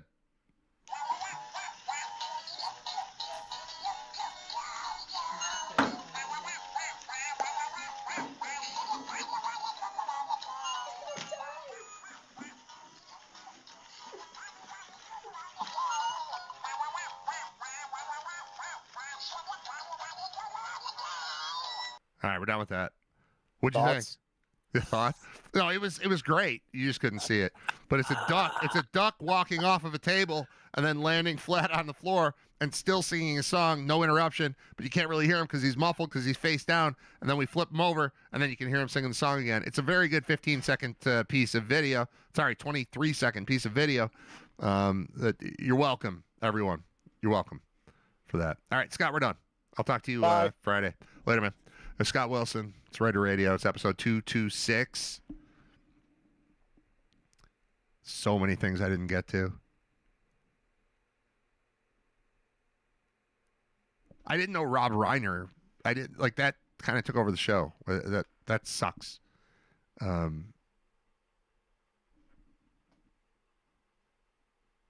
guess I should. I got to watch that second Spinal Tap movie. I was very excited that it came out.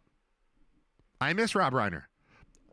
I also hate how much I had a picture of Rob Reiner up on the screen, who I consider much older than me, and how much the picture of him recently looks like I look right now. Got to do something about this gray beard, because damn it, I got a lot of Rob Reiner going on. So R.I.P. Rob Reiner. That sucks. Thanks to Scott Wilson. Get out of here, Patriots, with your stupid 10-game winning streak and your horrible call about windows being closed and all that. And you're cheating and you're run the clock. Run the clock. Run the clock when the game is going. You don't get to steal 3 points. We're just going to let that go? The NFL's not going to do anything about that? Maybe they will. But, I mean, seriously, in what world does the clock not start on that play? And then they just have to make it up. Like, I don't know. We'll give them a timeout with 2 seconds. In the way that I would do it at, like, a youth game where there aren't mechanisms in place. And there isn't, there aren't $1 million contracts involved. $1 billion television contracts involved. We're still letting them do that. We're still letting the Patriots do that, not run the clock. I know the Bills won. But I think what I'm saying carries more weight because they won. It's not like, oh my God, they got screwed and lost because of this. No, they got screwed and won despite it. The clock not running with 6 seconds left is garbage. The other thing is it's tough because the play, May goes down, he's inbounds, clock should run, they've got one timeout left. They should be forced into a situation where they got to kick from there. It's a little bit of a longer field goal, but we have to make something up because they blew the call. So then they bring in the 10-second runoff, but then they take 2 seconds off of the 10-second runoff. How and why? By rule, there's a 10-second runoff, they say. I don't read the book. I don't know. But by rule sounds like by rule. So how does 10 become 8? And then the clock doesn't start on the previous or the following play because on that play they throw deep and it's incomplete and it stops with 2 seconds or 8, 10. I don't remember. I just know it was all messed up, and it was all favoring the team that was trying to kick a field goal at the end of the half to keep themselves alive because they were going to win the division yesterday because Josh Allen's done.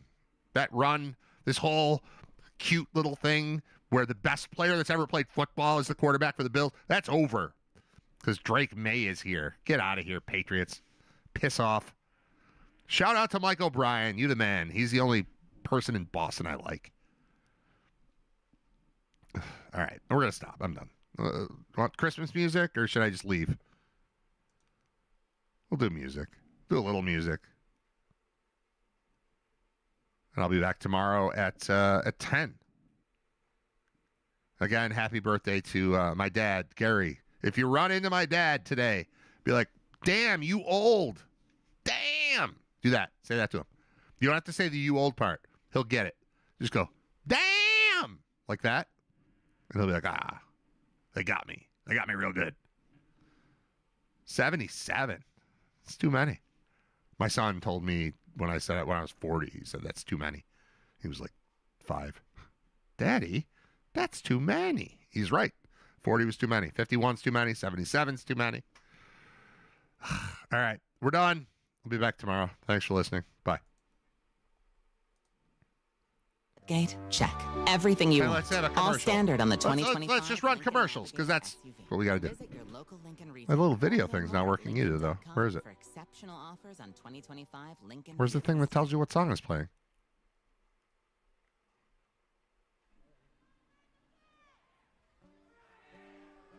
It's Dave Matthews and Tim Reynolds doing Christmas song off of A Very Special Christmas 3. It's not on the screen. I don't know why. Sorry. She was his girl, he was her boyfriend. She'd be his wife and make him her husband. A surprise on the way, in a day. One healthy little giggling, dribbling baby boy. The wise men came, 3 made their way to shower him with love while he lay in the hay. Shower him with love, love, love, love, love, love, love was all around.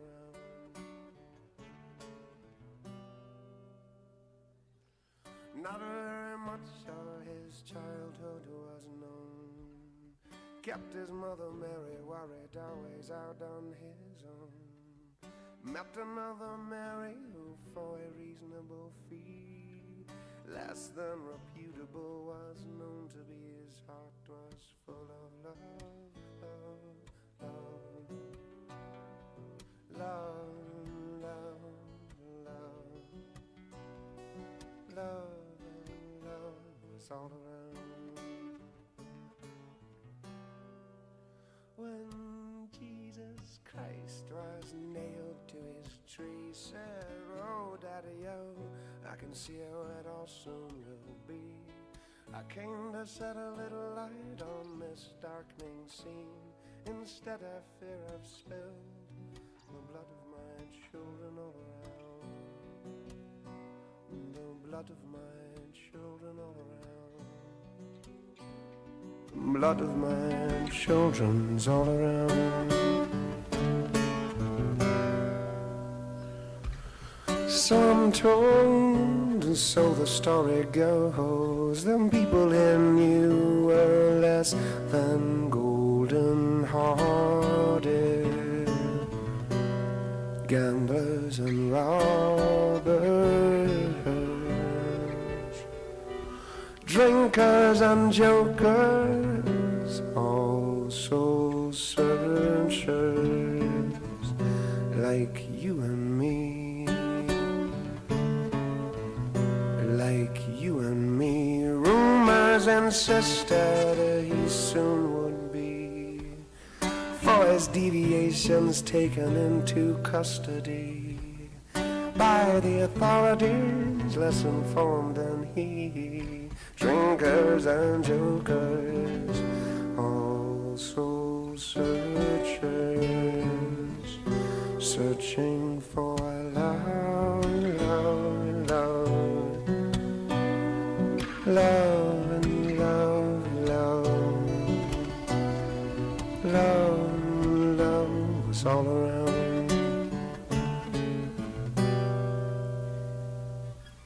Preparations were made for a celebration day. He said, eat this bread and think of it as me. Drink this wine and dream it will be the blood of our children all around. The blood of our children all around. The blood of our children all around. Father up above, why in all this hatred do you fill me up with love, love, love, love, love, love, love, love was all around. Father up above, why in all this anger do you fill me up with love? Fill me love, love, yeah. Love, love, yeah. Love, love.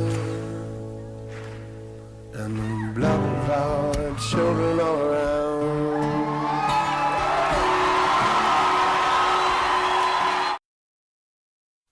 Soon I discovered that this rock thing was true. Jerry Lee Lewis was the devil. Jesus was an architect previous to his career as a prophet. All of a sudden, I found myself in love with the world, so there was only one thing that I could do, was ding-a-ding-dang, my dang-along-ling-long.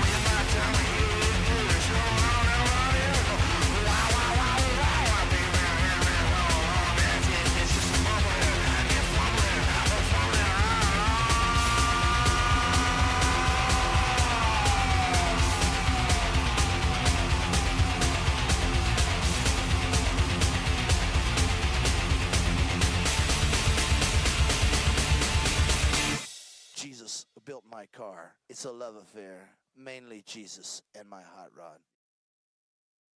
I'm just trying to write your love. The Jesus of suburbia, the Bible love. None of the above. Only steady diet of.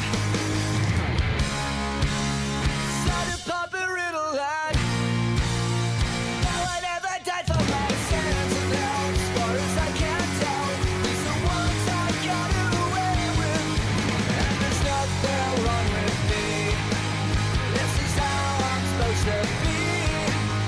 In a land of make-believe, but don't believe in me.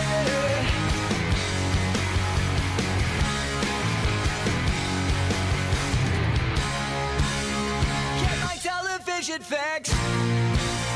Sitting on my crucifix, I live in Rome. On my private room, while the moms and brides away. To follow love and follow dad. To alcohol and cigarettes and Mary Jane. To keep me insane. Doing someone else's cocaine. And there's nothing wrong with me. This is how I'm supposed to be. In a land of make-believe, but don't believe in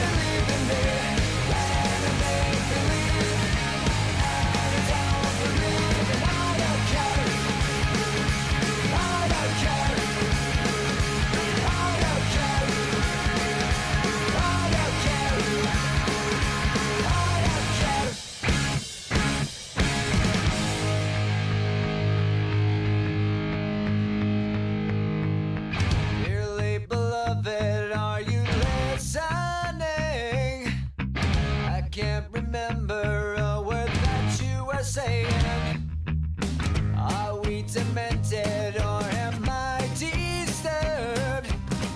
The space that's in between insane and insecure.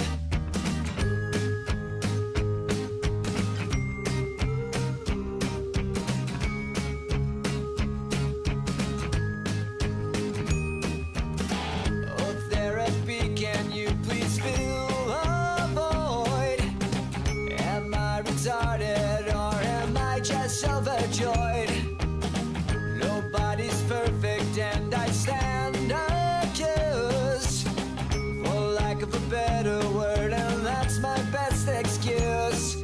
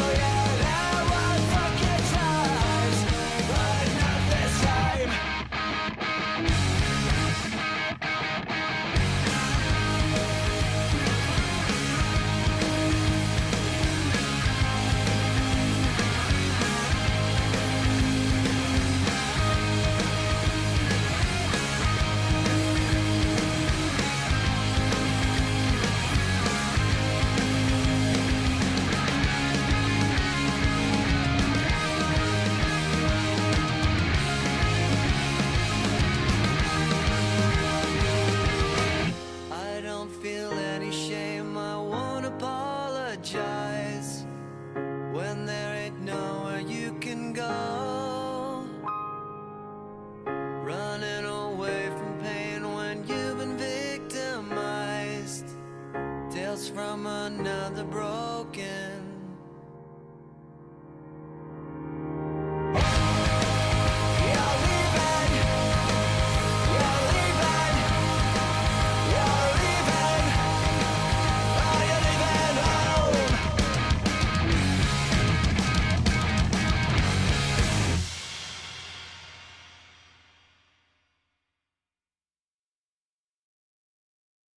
The 7-seat Volvo EX90 is a car made for finding tranquility in midtown traffic, with a serene Scandinavian interior. Made to help avoid potential hazards along city streets, thanks to advanced safety features. And with intuitive technology and Google built in, it's the car made for finding the best bagel in Brooklyn. The fully electric Volvo EX90 is perfect for New York. Visit volvocars.com/US to learn more. Google is a trademark of Google LLC. Do you want free internet forever? Yeah, we thought so. That's why Spectrum is giving you just that.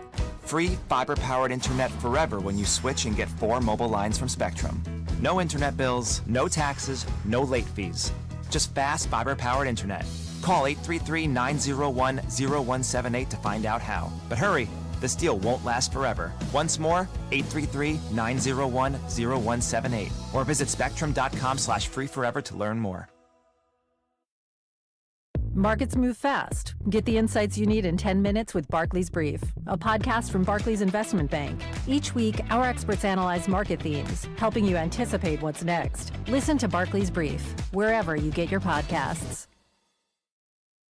It's hard not to add a side of hot, crispy hash browns to your favorite McDonald's breakfast. It's even harder not to eat said hash browns before you get home. Ba-da-ba-ba-ba.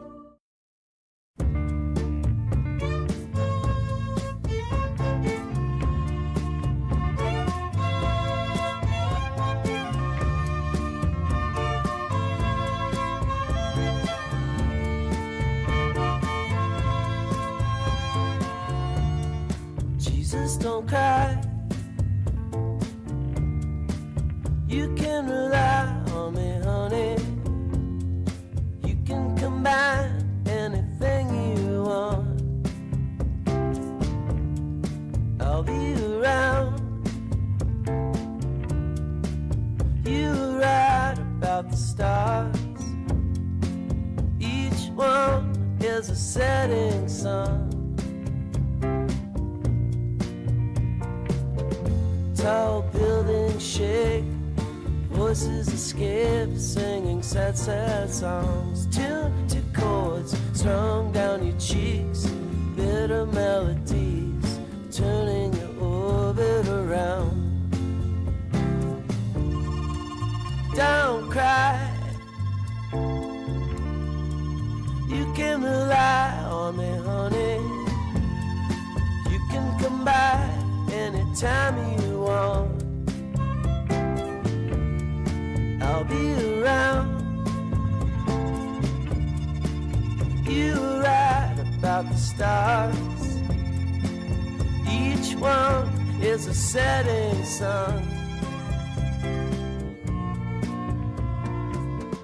Tall buildings shake, voices escape, singing sad, sad songs. Tuned to chords strung down your cheeks, bitter melodies turning your orbit around. Voices whine, skyscrapers are scraping together. Your voice is smoking, and last cigarettes are all you can get, turning your orbit around. Our love, our love, our love is all we have. Our love is all of God's money. Everyone is a burning sun. Tall buildings shake, voices escape, singing sad, sad songs. Tuned to chords strung down your cheeks, bitter melodies turning your orbit around. Voices whine, skyscrapers are scraping together. Your voice is smoking, last cigarettes are all you can get, turning your orbit around.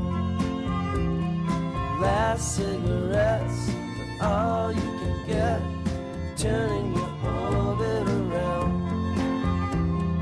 Last cigarettes are all you can get, turning your orbit around.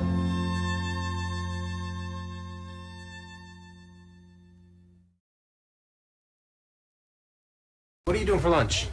I don't know. I have a turkey sandwich. We're gonna go around the corner. I think you should come with us. This is a great place. Okay. We brought you a shirt. Will you get out of here? Will you get out of here? Will you? Now, will you go to lunch? Go to lunch. Will you go to lunch?